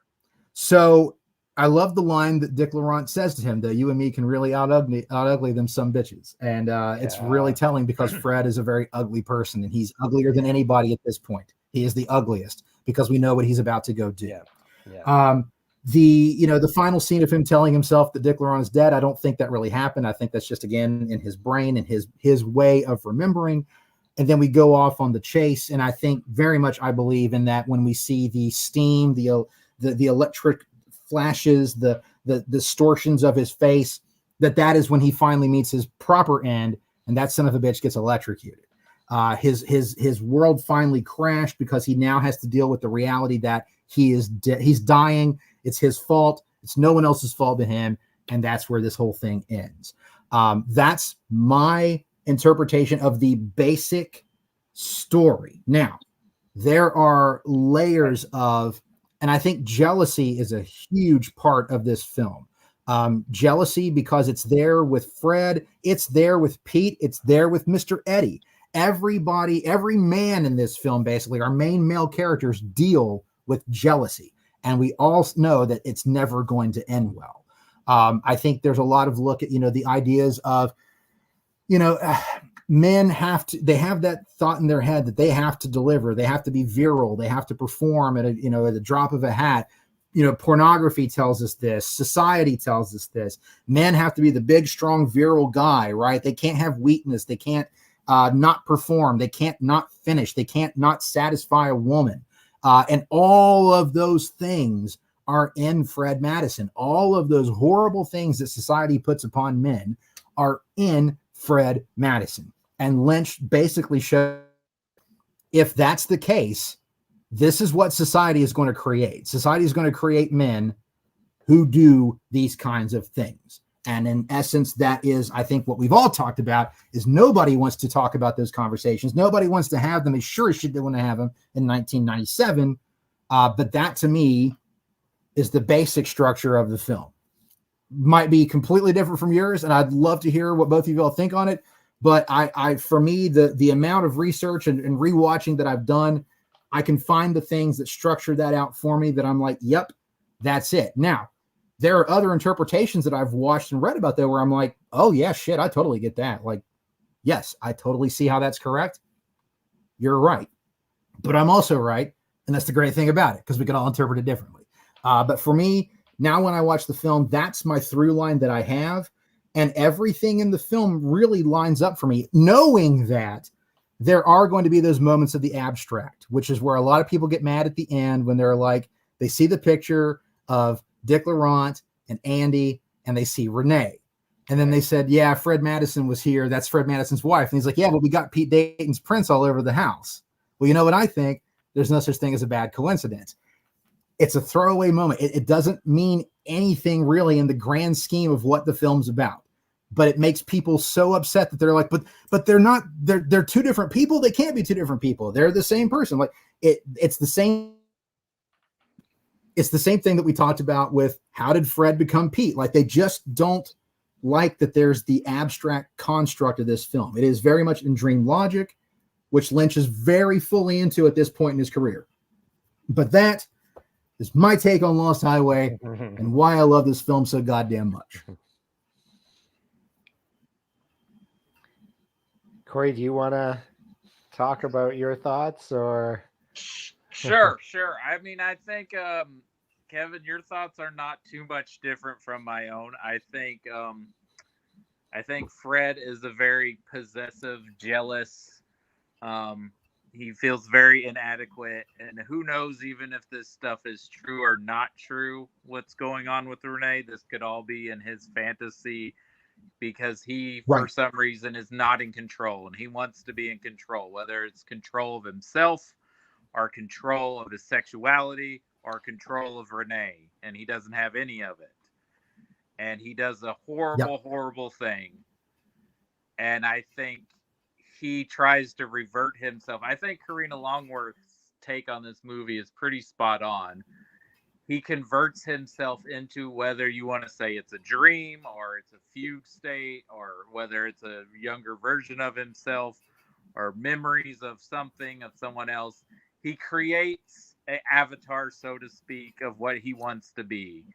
A younger, more viral, more likable, desirable person. Even in the whole scene where Mr. Eddie's like, you like pornos? And he's like, no, I don't. Right. And, but he cannot escape the toxic and infallibilities of himself. And it all comes crashing down, and all the similarities of his life are coming into his kind of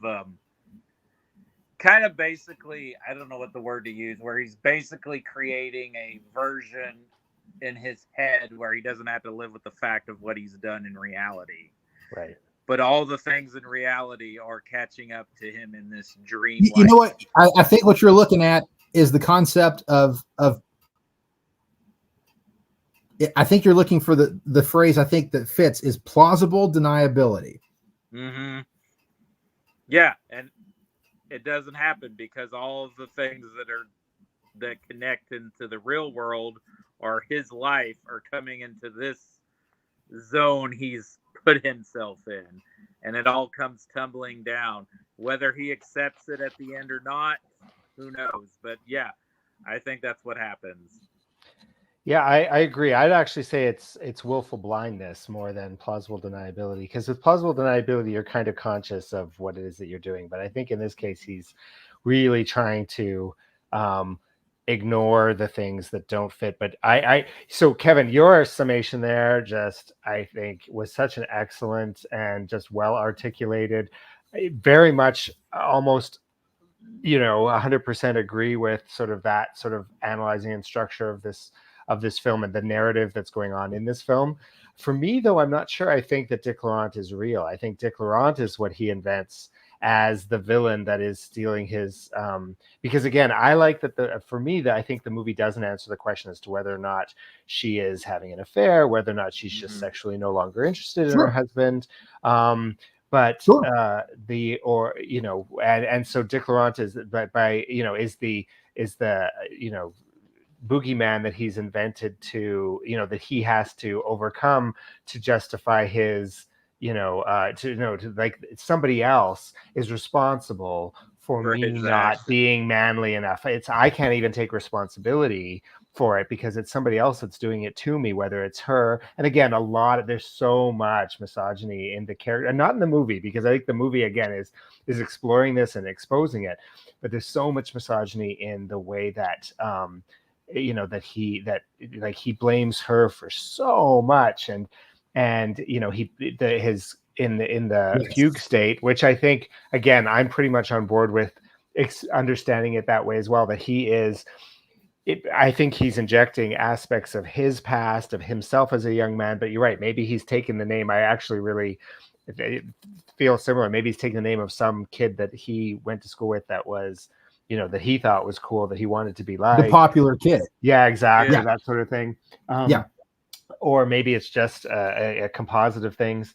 But I think, these blaming so much, like the interesting that I also agree that Song of the Siren, I love how it's used in this movie because of all that it implies, right? Sirens are these, idea, and the song is written from the perspective of the victim of the sirens, right? And that's how he is trying to see himself.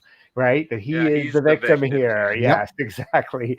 Which is completely, again, the film is telling us no, he's not. Right. I think he makes up all of that, and then his triumphant "Dick Laurent is dead" is him. Look, I was able to overcome this rival that I made up, so that I could not feel bad about me not satisfying my wife. Or, I mean, I'm being reductive there. And I don't mean it's all that, but. And the thing about the prince, the comment about the prince being all over the place is, again, I think the real world invading his mind, because it's merging the two parties into one, because it's saying they're referring to his prince, but it's so, and again, but generally, yes, I think the way you sum that up is just such an excellent way of understanding this. And again, I agree. There are other ways to understand it that could also be very satisfying, very much supported by the text. Yeah. So my question is, if the mystery man, if we're saying he's some sort of like dark conscious or the dark side of your psyche, is that conversation he has with Andy in his head too? Like when he's like, "Who's that guy?" I mean, he's remembering things. Here's something fun about that he wants scene. to remember them. Sorry.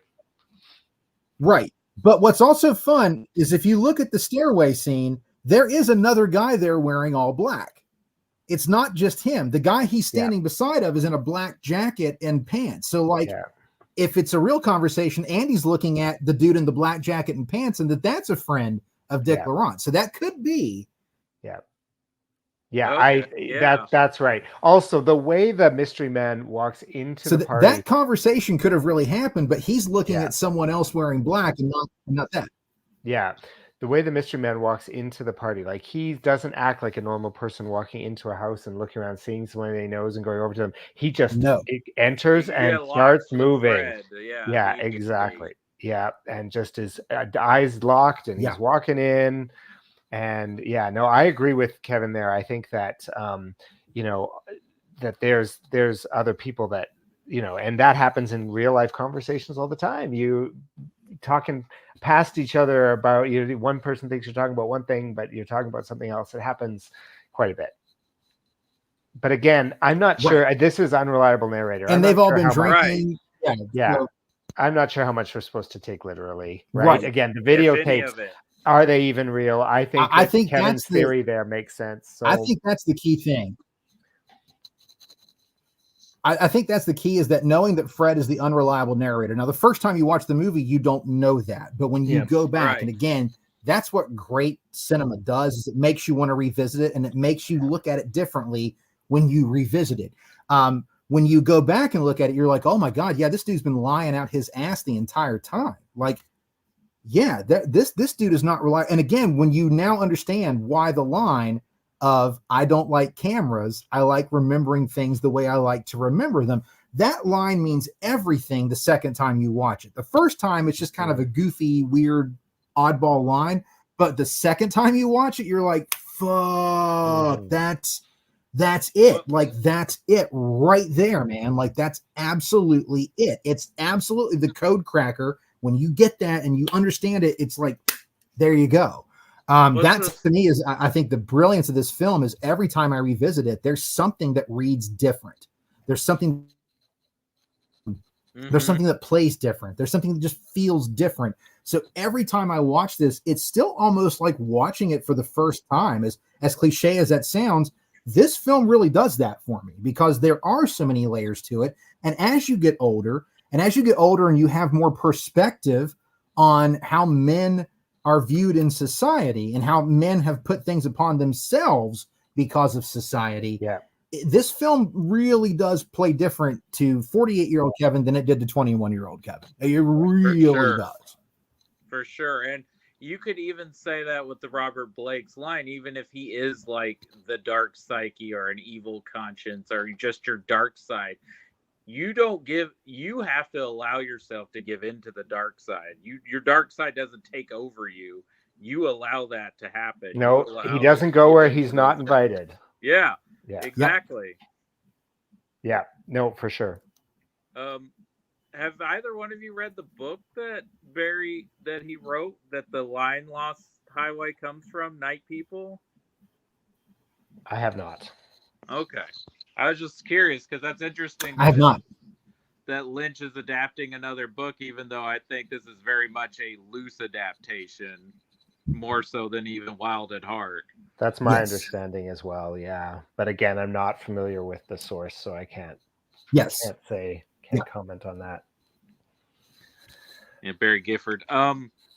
Is there any performance? But for me, I think go ahead. It may be my. Oh, I was just gonna say, it may be my favorite screenplay for a Lynch film. Like, there's just, this screenplay has so many things going on, and the structure of it is so unique. I think it's just amazing to me. Absolutely. I think it's an incredible film. I think it's definitely a precursor of not just Mulholland Drive, but Twin Peaks: The Return. Mm-hmm. I think you were spot on, yes, for us to be talking about this film before we get to The Return, because it's a better understanding of the auteur style and vision of what Lynch brings with his films. And you could even say, like you said, Colin, it does feel like it is in the same universe as Twin Peaks and Mulholland Drive, definitely. Are there any performances you guys want to... I will say, go ahead. Yeah, on the performance side, I genuinely think Patricia Arquette is damn near like perfect in this movie. There's a lot going on with both versions of the character she plays. And I'll also say there has to be a certain level of braveness or fearlessness to do everything she does in this film. That woman is basically putting everything on display for the world to see, and doing it knowing that it's going to be on a big screen, and she never holds back, and she totally commits to both Alice and Renee. And even with the nudity and the sexuality and all of that, she goes all in on it, and it's a real tour de force performance, or performances, however you want to look at it. I just think it's maybe the best work she's done, up, not counting Severance, because Severance is its own thing, but I think for her film work, I think this is one of the best things she's ever done as far as the layers of her character. Knowing that she's basically two distinctly different people, but at the same time, they're the same person. There have to be things that correlate across the bunch, and it's really great work. I adore Robert Loggia. I miss him so much. What a phenomenal performer he was. One of the best character actors I've ever seen. The man's responsible for the best orange juice commercial that will ever be made. If you've never seen that Minute Maid commercial, look it up. It's the greatest orange juice commercial that'll I'd ever forgotten that. ever be made. That's It's right. He genius. did do it. He's such he's oh god, it's a Minute Maid commercial. It's brilliant. It's brilliant. It's the best. But he really, I mean, when he's in Mr. Eddie mode, he's full blown mafioso boss, and he's a genuinely scary character. The tailgating scene, it's kind of funny, don't get me wrong, but it's also scary as shit that he could go from 0 to 60 like that in regards to his violence. We know he can do it in his car because he talks about that engine, but to see him go that, I mean, like just go that hard, that quick, and then just turn it right off, and it's like, I'm sorry you had to see that, Pete. Let's finish our ride. You know, like, damn, dude, that's scary, and that's the kind of that Lynch is talking about. You know, that this man can be these two different things at the same time. That's really genuinely scary. So I really love his work as Mr. Eddie. I think it's just great, and I think while he would have been a very interesting take on Frank Booth, I'm glad Dennis Hopper got that gig. But this is a great, like, second place prize for him because that role is all him. And I can't imagine anyone else playing that part. And I think he's one of those actors that it's like, it's crazy it took this long for him to work with David Lynch because that guy should have been in like so many Lynch projects beforehand because he just fits that vibe. He fits that world that David Lynch creates. I think he's wonderful. I mean, of course, Bill Pullman and Balthazar Getty, two sides of the same coin.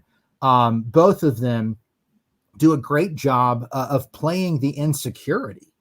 That's a vulnerability that you have to be able to really tap into. And they both do a great job with that. I don't think there's a bad performance in the film. Robert Blake is genuinely like fucking nightmare fuel, man. Like that.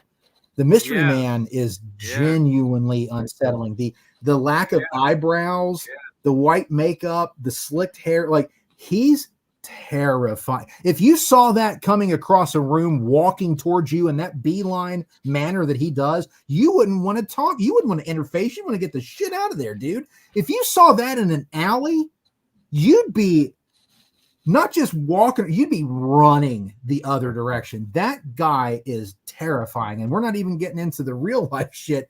Just that character is genuinely terrifying. One of the most unsettling creations that Lynch has ever made. Maybe the most.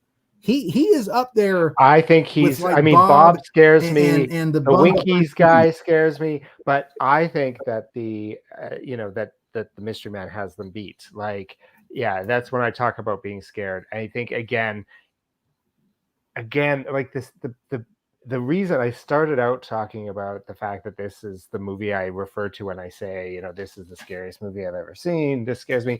It scares me for those reasons in terms of the imagery, but it's what Lynch ties to that imagery that is even more scary, right? Like, to me, all of this violent masculinity that is connected to all of this, like the muscle, like you talked about the 0 to 60 analogy. I mean, he's tying muscle cars are definitely an image that's tied to masculinity, right? Like all of this sort of stuff like that. I've interacted with men like this in my lifetime, and the fact that I can, I've known women who have been in relationships with men like this, right? Like we all recognize these things, and they're everywhere. And tying into this idea, like you talked about Pullman and Getty, and they're both such everyman actors. Lynch cast differently here than they did in Fight Club, for example, where again, sorry if I'm spoiling Fight Club, but where the imaginary vision of yourself is Brad Pitt. Right. And I get how that works. But in this case, they didn't do that. They picked a young actor who is not considered necessarily in the same kind of way as a heartthrobby kind of image of masculinity. This isn't a pretty boy masculinity. This is a different kind of self, a different kind of sort of masculine self, image that we want to sort of take on, that he's not pretty, that he's not hunky in that way, right? That we did. And I thought that was a really interesting choice. Like there was lots of young up and coming poster boy actors they could have cast in that role if that's the way that they wanted to go, and they didn't. Right, including Brad Pitt. But I think that goes into like, even in that fugue state or in this dreamlike state of a more likable version of himself, he's still making him somewhat himself still. Or is it a Ron Jeremy effect, right? Like this idea that guys want to see women go for the ugly, not that I don't want to say he's ugly, that's not what I'm trying to say, but go for the ugly guy because then they feel like they can have that sexual You can say that. Power. It's okay. Yes. You can say it. Right? Like they don't want it to be You about looking like Brad Pitt to get the girl. They want it to be that the women are going to want them, at looking more average. Right. So right. I tied it to sort of that idea, but again, interesting casting, and they're both very good. Bill Pullman, again, he's not an unattractive guy, but he's a very everyman looking kind of guy, right? Like he's, he did the romantic lead character in the very underrated While You Were Sleeping, which I love in terms of rom-coms. Great movie. But he's not boyfriend in Sleepless in Seattle. Yeah, but he's not he's not the hunk that you would have. He's not Glenn Powell. He played the president in Independence Day, the biggest movie of the previous year. Now he's a horrible wife murderer. Right. Exactly. So interesting cast. They're both very good. The whole cast is really good. I agree with what you said. For Patricia Arquette, I think it's a great role. She's doing a lot with both versions of the character, as you said. It's one of those roles again where Lynch does not allow his women characters to be fridged. He gives them a life. He gives them an inner world. He gives them agency. They often end up as victims, but they are not solely the tool of the journey of the male character. They are, in many ways, they're heroes for themselves. And when she gets up and walks away from him and says he's never gonna have her. Yes, it's it's Lynch, in a way, the movie is saying, if this is the kind of masculinity you're going for, you're not going to be the ladies' man, right? And I think there's the movie is talking to us. You don't get the girl. Yeah, you don't get the girl if you're not like the this. hero. You're not the all of that. Yeah. I think this is Patricia Arquette's movie, even though our narrator is very unreliable. I think she's the MVP of this movie. She absolutely has an urgency, a independence, and both Renee and Alice are perfect characterizations, if you want to say femme fatale or not. There's just a female lead in a noir. Like, they both have those elements of what a character would be in one of those stories, and she owns every minute of the scene, and she's incredible. Robert Loggia, always an intimidating force on scene when he plays a villain. He's incredible. Bill Pullman just absolutely plays pathetic really well. Like, that's another word I would use for Fred and Pete. Pathetic. They're pathetic people. Because they allow all these things to eat themselves up inside. And in fact, there's a scene early in the movie when they're making love, and Renee says it's okay, it's fine, because that's pat him on the back. Love someone, it's okay. You're not always having to be like at a 10 every time. And or some of the other, but Robert Blake. Despite the real life things about Robert Blake, he's absolutely terrifying. He always played a good, ominous villain in films. Like, he is just, his very presence is scary. And I heard he created that whole look himself. Like, that wasn't even Lynch, like, telling him what to do. That was just, Robert Blake's like, I don't understand the script, but this is what I think the character will look like. And it's also really nice, and we talked about it, to see Gary Busey be so tender, an actor normally who's not known for his tenderness on screen. and Richard Pryor, also being a kind of tender force, even though didn't play really villains. He's not playing to type. The Richard Pryor he's was not not. cast. No, No. he's not in a Richard Pryor role. That's for sure. Yeah, he's not No, making not at all. smart aleck No. comments or being the. I mean, he has a funny scene, but he's not being. So the way I read that character, and I think he gets a little short shrifted, unfortunately, but the idea is that Eddie's got, or sorry, not Eddie. But Getty's character has some choices for who he is going to see as mentor, take as mentor, right? And he chooses Mr. Eddie, right? And I think that's what the Richard Pryor character is. He's in a wheelchair. He's generally presented as, like we said, one of the good male characters in the movie, which is very few. And Eddie doesn't choose him as the he's sidelines him. Right. I think there's something about that. I also want to say about the Bill Pullman thing, what I think is really interesting. And this hit me this time more than it did other times, is that, there's this, yes, it can be a little bit of a cliche, that moment in a film when the man isn't able to perform and the woman says, oh, it's okay, and pats him on the back. Right. Like there's that, it's a little bit of a trope. But the thing that I was thinking about is that, maybe like he was making it about himself. He was focused on himself and what he couldn't do. And he rolled on, because he wasn't going to be penetrating her. He had to, like, it was over, as opposed to thinking, man, there's another organ you've got that you could be using right now if this was about her and about, well, and that's not a consideration in this. Isn't that always the infallibility of so many men, is they don't realize that they can still give a woman pleasure without giving themselves pleasure? Yeah. Well, and who says that's not pleasurable for the man too? Exactly. Yeah. But again, this is exploring the toxicity and infallibilities of men always putting it onto their own things. Yeah, exactly. Their wants and needs, and not even thinking about the woman more than just an object. Yeah. Which is what she. I will say. I just wanted to. I wanted to circle back really quick to Richard Pryor, because he actually was in a mobility scooter because of his multiple sclerosis. Right. So that's all like real, and his speech and everything is all. And I love the fact that Lynch still put him in the movie, like that. He obviously he really respected him and wanted to work with him, and was willing to say, you know what, all these things that you have going on, we're going to make them your character. Like, Artie is going to be in a wheelchair. He's going to have him. It is going to be what it is. And I love that he gave him the final film role that Richard Pryor had is this movie. And it's a really nice, I love that Lynch gave him such nice scenes, that he's very, like, just a very sweet, wonderful character. Every scene he's in, he's a good guy. And I love what you were talking about, Colin, about he could have been the role model that Pete, he's the role model Pete should have chosen. Yeah.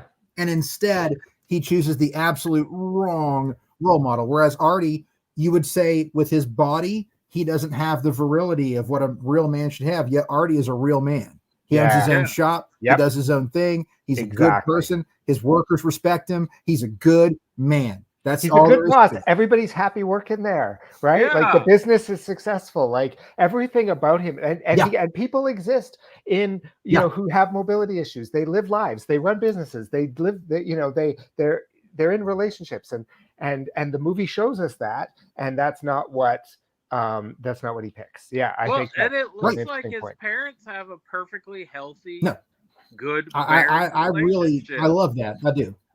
Yeah. Yeah, exactly. And again, he ignores that as well. Yeah. He almost reject with his parents. You actually see him like full out rejecting it, right? Whereas, he's pushing these other things to the sideline because he's focusing on the world of Mr. Eddie and Alice, but with his family and the girlfriend, he's really like actively pushing them away. Like, why won't you talk to us, kind of thing, right? It seems like his friends are good people too, even though you don't see very much of them. Right. Like they were like, "Hey, we were worried about you." Yeah. No, for sure.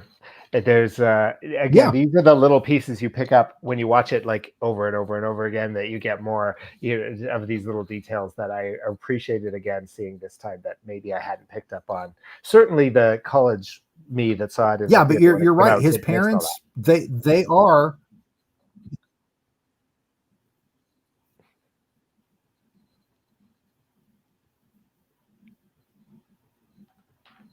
What else you guys got on? No, I'm just going to agree with the statement about his parents. That they're a healthy relationship. Like the parents really are what Fred and Renee should be.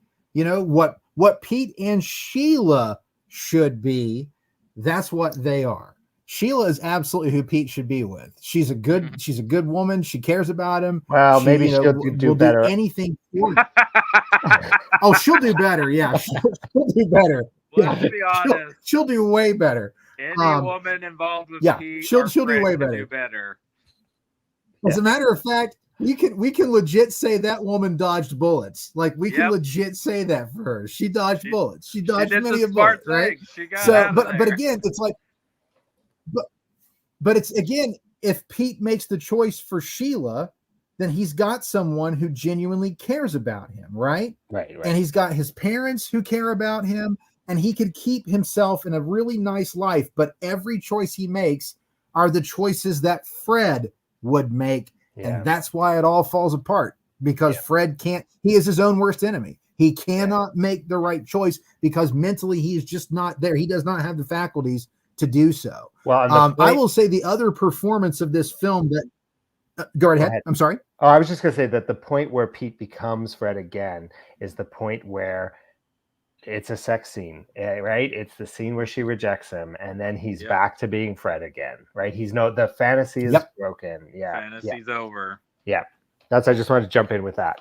It's all over. Come back into his mind. No, I'm just going to say the other performance for me that has to be talked about, and I've thought this since I first saw it back when I was 21, is Peter Deming, the director of photography. This film looks incredible. The transitions, the use of shadows, the use of color are incredible. Now, granted, this guy's got a real pedigree. He also did Wild at Heart, and he did the entire Twin Peaks: The Return. So this guy's got, a Lynch pedigree.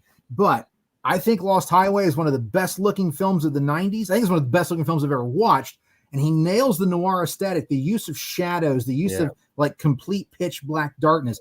The scenes where Renee is looking down her hallway outside of her bedroom.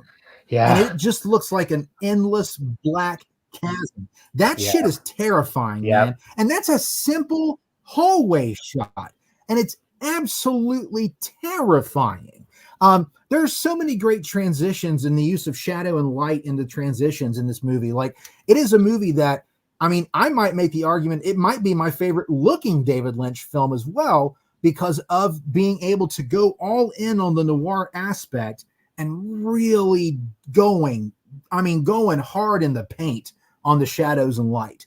This movie has so much of that going on, and all the night scenes are shot so well. The shadows are shot so extra thick, extra dark, extra like imposing, man. Like that hallway shot, I'm telling you, like, if anything would have come walking out of that hallway, it would have been terrifying. I don't care what it could have been a fucking cat, and it would have been the most terrifying shot. But that's speaking out of that blackness. But that's speaking. That's really speaking. The cinematographer. I'm looking at his credits. He's got a long horror pedigree here. He's shot a couple. Yeah, he's got a ton, dude. Cabin in the Woods. He shot Evil Dead 2 and Drag Me to Hell. Well, I think I'm glad you mentioned the hallway thing, because again, if we're talking about domestic violence, this idea of making our homes the places where we're supposed to feel safe, to feel terrifying, or to at least even just be unsettling, it just really imbues that. And David Lynch just does. That's a Twin Peaks thing too, right? But it definitely is happening here as well. Yeah, what should be I think another shot that absolute horror. Another shot that makes me so like, I think one of the most unsettling shots in the film. It's a daytime shot, but there's the shot where Fred is looking in his house, and behind the rack where his VCR and all that stuff is, the smoke starts billowing out of nowhere. And it is one of the most unsettling shots to me. And I can't tell you why it gets under my skin the way it does, but it's in broad daylight. It's not even at nighttime. And there is just something about that shot that is so otherworldly and so like uncanny valley, I guess. I don't know. There's something about it. It just gets under my skin every time I watch it. And all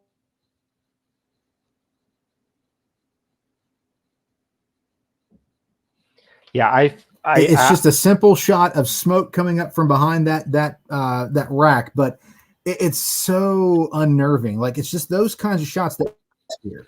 Well, it evokes for me the shed, right? The backwards burning shed, right? It's evoking the connecting that fugue state to the memory of the real world, in a way that is unsettling. Yes. For sure. Yeah, but a great shot. You're right. Technically, just also, I agree with you. I have no notes on the technical visual aspects of this film. Wouldn't the burning shed also be foreshadowing what's going to happen to Fred? That he's going to burn. Oh yeah, it could be. I like the fact that it's backwards because he's been trying to pull himself. I think you could make that analogy. Yeah, he's trying to pull himself back into the past, or going back into his memories. Like there's a lot about it that's remarkable for sure. Yeah, no, it was great to have an excuse. I also like it's a subtle thing. Yeah, it's a subtle thing, but I love that the Mystery Man's handheld camera is a security camera with a lens attached to the side. But if you look at it, the way it's built, it's an actual like outside security camera that they attached I never noticed that lens to, and that just makes it even more disturbing when it's like a security camera. Right. Oh, it's so creepy to me that it's a security camera. Like that just makes it even worse. Like because again, that's supposed to be something that wards danger away. Yeah. And in this case, it's like bringing it all in, and it's just it's unsettling. And then when you think about the videotapes being shot by a security camera, basically, like that's even more terrifying. Yeah, that's right. It was really great to have an excuse to rewatch this film. I mean, I rewatch it on my own just every now and then because it is up there for me in Lynch's oeuvre, and I do appreciate the chance to get chat. But also, it's the kind of film that after I watch it, I want to talk about it. So it was great to have the excuse to do that tonight. Yes. Well, that's why I waited to watch it today, because I really wanted to be fresh going into it and just be like ready to go. Because I'm with you. This is one of those movies that you want to get your friends together with some coffee and donuts and just talk about it, because it is worthy. It's worthy of that kind of discussion, I think, because I think getting people's interpretations of it, finding out how certain things like really do play with people. I love that stuff. It's what I've loved about all the discussions we've had about Twin Peaks. It's the same kind of thing. Like it's the stuff you want to talk to people about. And when you find, and God bless being with the two of you, when you find people who have that same passion for the same stuff that you love, this is that kind of film that you just want to have that conversation about. So I have been chomping at the bit for tonight to be able to talk about it, because it's one of those movies, like I said, it excites me every time I watch it. It reminds me why I love Lynch. It reminds me why I love noir. It reminds me why I love cinema. There's just so much to offer. I mean, the sound design, the soundtrack choices, the technical work of the camera, the performances, the editing, all of it just comes together to make a modern day, horror noir nightmare. But goddamn, does it stick with you in all the right ways, as far as like what film is supposed to do. And it does make you want to discuss. It does make you want to have conversations. I remember when I was in college, I was at my buddy's house. We had just watched it, and we were just like laying back on his bed. We were listening to the soundtrack, and we just started talking about all the random tangents of this film. Like, is it a possible Mobius loop? Is it purgatory? Is it like we were just going on for till 3:00 in the morning, and we were just fueled on the passion for this movie and bad Taco Bell and really cheap beer. And it just made for the most amazing night of discussion. And it's just, this film still plays that way for me. Well, and the fact that I can say that, about a 27-year-old film. Yeah, man, like that's what's up. Well, the great thing is that I think Mulholland Drive ticks all those boxes too. Like, I think it's another opportunity for us to have great discussion. I mean, when I think about movies that are, that provide interesting discussion, both of these movies are near the top of the list for me, for that. Yeah, so I would say, We're gonna have another great discussion. Yeah, Yes, Mulholland that's Drive is gonna be definitely a top fiver for me. It's going to be interesting, and I can't wait to revisit. So that I'm very excited because again, it's just, yeah, I haven't seen that movie, and yeah, there's a lot going on with years. that one. And it'll be interesting because this confession, guys, this is the first time I've seen Lost Highway in its entirety. I've only seen bits and pieces of it before. Oh wow! This is the first time I watched it from beginning to end, and yeah, so wow. Definitely loved your guys' insight of seeing it. Okay, now that you've said that, Cody, but now that you've said that, change it for the end.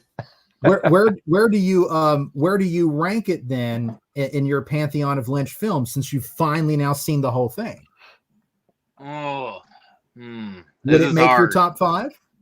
I think it might. I think it might make the top 5. It's hard because there's not very many movies in Lynch's filmography that I would say are below 4 stars for me. Fair. That's very fair. It's very hard because it's a pretty solid filmography.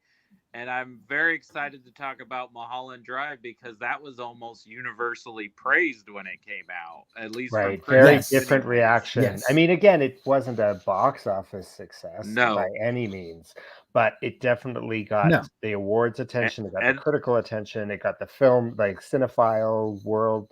Yeah. And I was listening because Blank got the Oscar nods.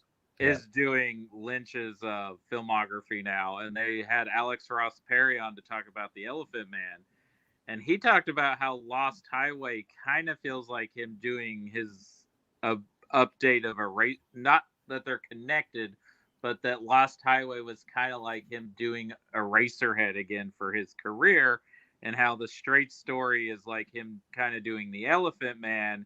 And then Mulholland Drive is kind of like this hybrid of Blue Velvet meets Twin Peaks type of thing in his career. Yeah. Like he kind of repeated himself, but differently.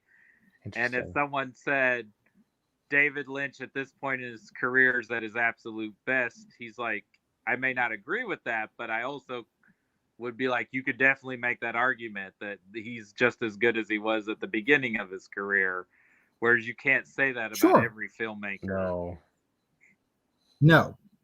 But I'll be interested, Cody, now that you've watched Lost Highway in its entirety, and with the structures of the two films being very similar, I'll be interested to see how you rewatch Mulholland Drive. Because I think now that you've watched Lost Highway, you're going to take a lot of that with you. And it's almost like having like a cheat sheet, a study sheet for Mulholland Drive when you get to the grand scheme of things. That's a really good point, Kevin. So I'll be very interested to see how Mulholland Drive plays for me. Very insightful, because I really believe that I got, again, there's lots of ways of understanding it, but that I got Mulholland Drive better because I had first seen Lost Highway.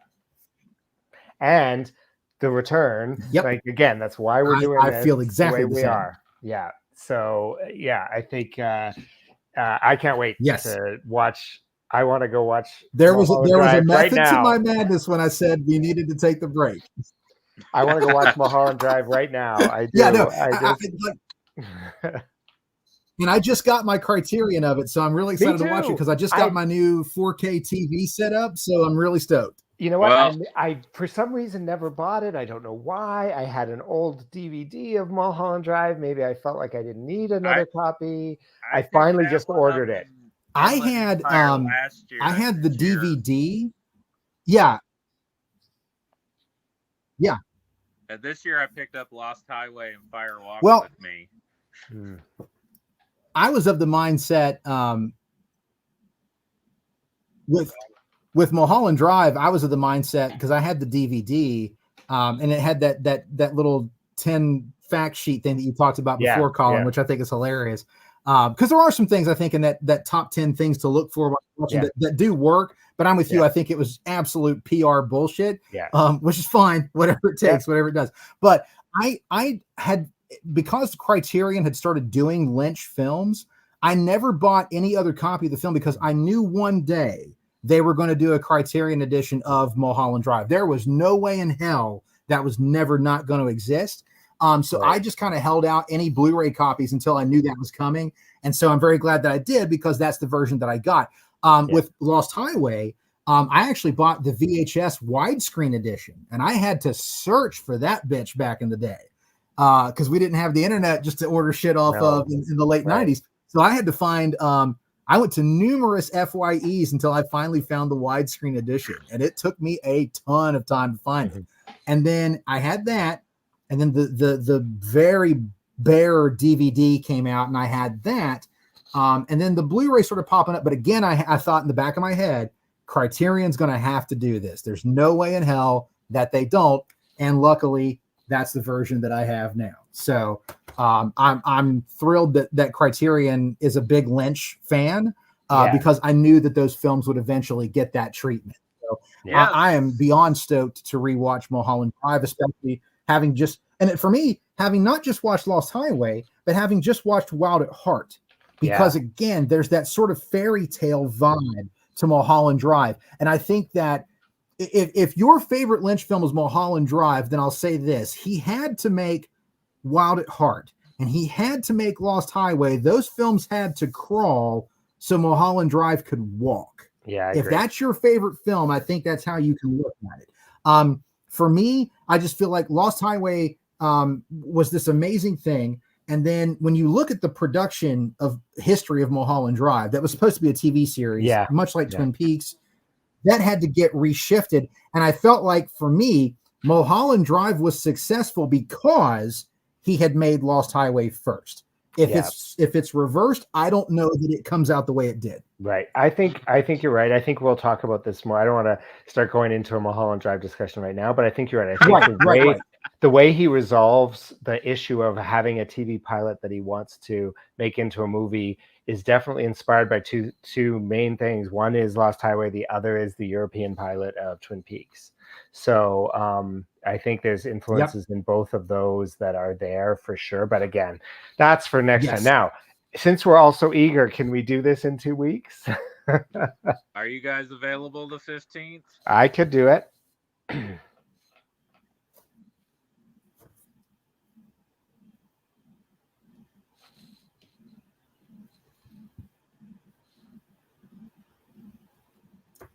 Is one of your fans making, because I suddenly got this very Twin Peaks vibe from just hearing the silence and the fan turning, and I started like, what is that? And you both, I can see you both have fans behind you, and I just heard this boom, boom, boom. And I was like, he's implanted into the podcast. That's fair. He's here. It's getting Lynchian.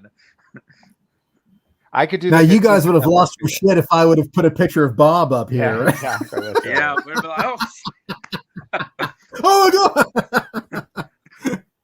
Well, when do you guys want to collaborate for Mulholland Drive? Let me know what your thoughts are. Does the 15th work for you, Kevin? 2 weeks from now? Yeah, it should work for me fine. Okay, all right. Perfect. Let's do it. All right. Well, I'm going to get on to watching it because this one is my favorite. I just want to say really quick, though, because this is my favorite Lynch film, I want to thank you both for having this conversation. This is one of those movies, like you said, Colin, you want to talk about it when you watch it.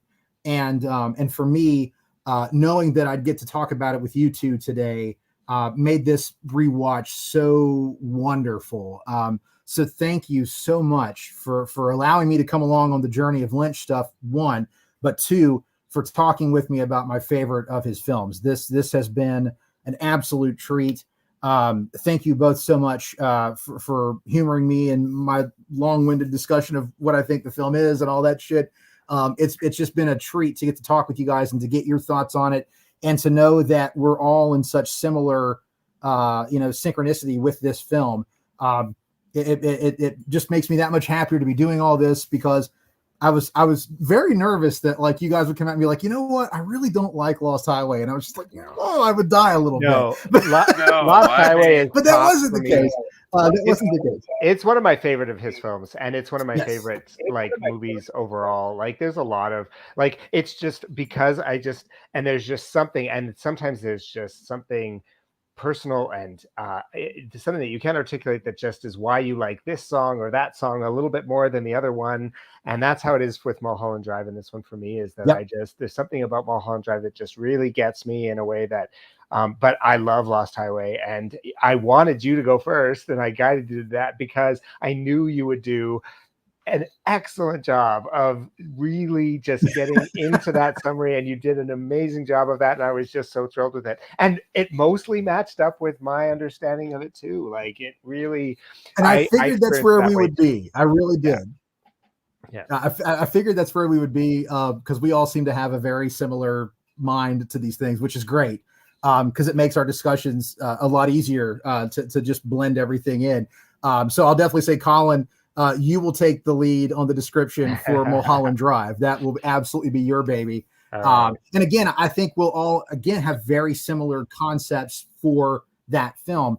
But for me, I just want to say thanks again for the chance, the opportunity to talk about this film, because it's one that I think a lot of Lynch fans still haven't seen it. Like, I've met a lot of Lynch fans who know Twin Peaks, they know Mulholland Drive, but they don't really know Lost Highway. And I feel like if you really want to get Lynch, this is one of those films that really helps you get Lynch. And for me, it may even, if I make my top 10 list of films of all time, I know my first 4 very solidly. The last 6 can go in a real state of flux.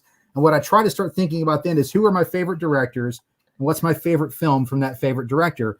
So most of the time when I'm creating a top 10 list, Lost Highway is most likely in my top 10 films of all time, because it's my favorite Lynch film, and Lynch is one of my favorite directors. So my passion for this film is very, very high, as you can tell. Yeah. And I just, again, thank you so much for taking the time. Thank you for watching it. Thank you for just getting into the discussion. Cody, I'm so glad that this discussion led to your officially watching the film all the way through for the first time. Like, that made my heart so happy when you said that, because I was just like, man, that's so great. Like, you're with us now. You're in the club, Cody. You now know why we love Lost Highway. And it really thrills me to no end. And Colin, I love the fact that you are right there with me, that this and Mulholland Drive are kind of like any other day I could pick one over the other. Like, I can totally understand that state of flux on those two, because they really are almost two sides of the same coin as well.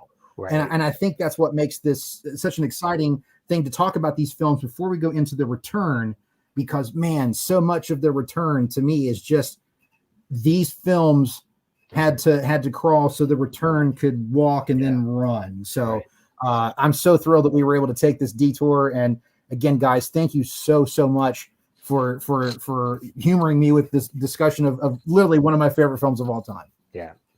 Absolutely. Thank you guys for doing this. I appreciate your passion and your expertise and your insight into the film. Yeah, it was really well done, Kevin, and both of you, because you guys had seen this film multiple times. I'm glad I finally got to watch it all the way through, because, like I said, this has been a movie hard to watch for a long time for whatever reason, until Criterion put out a Blu-ray of it. God bless him. And that's been the state for a lot of his films, with the exception of maybe The Elephant Man, Blue Velvet, and Mulholland Drive, I would say. And to some extent, even Dune, I would say. There are probably people who have seen Dune's always been able to be found. Yeah, that one's always been out there. There's probably people that have seen Dune and haven't seen Lost Highway or Inland Empire or Wild at Heart, because of how hard those are. Right. And I think even The Straight Story up until Disney Plus was kind of hard to find. So it was one of those movies they put in the vault kind of thing. They had a print, and then that was it, and you didn't see it again. So yeah, it was also one of those, and it's so weird because it was Oscar nominated, and it is like a practically a G-rated film. Like it's such a mass appealing film, and anybody I know who's seen it has loved it, like, because it's such a sweet, simple story. It's so beautifully done that it's so weird that that's been one of the hardest ones to find. Like, the most wholesome film he's ever made with Disney is the hardest one to find, which, how does that work? But here we are. Yeah. It's so weird. Well, then 2 weeks, then we hit Mulholland Drive. So That that's sounds that's great, exciting guys. stuff, man. All right. I've not watched that film again in a couple of years, so it's going to be great. Look forward This to is it. one I'm going to be able to. I Well, watch guys, this one a have a lot wonderful because I evening. show it to people all the time. So it's this one I feel like I Yeah. know backwards and forwards. So, but I'm always up for watching it again. And So that's here we awesome go. because that's me with Lost Highway. So Right. I'm very excited to get your take on it because I think, again, it's been a couple of years since I've watched it. So I'm really excited to revisit it with a Criterion, cleaned up, nice, beautiful visual, sound, and everything. It'll be the top version I could possibly rewatch. But again, I will say this. We talked about the mystery man being so terrifying. The man behind Winkies literally gave me nightmares for a week. I kid you not, guys, this is an honest to God true story. The mystery man freaks me out. Don't get me wrong. Bob freaks me out. I had to come home from work one day and cue up that scene and pause it when he came out so that I could sit there and study it and look at it and figure it out and not be like so ungodly afraid of it. It genuinely shook me to my core in a way that really nothing else ever has.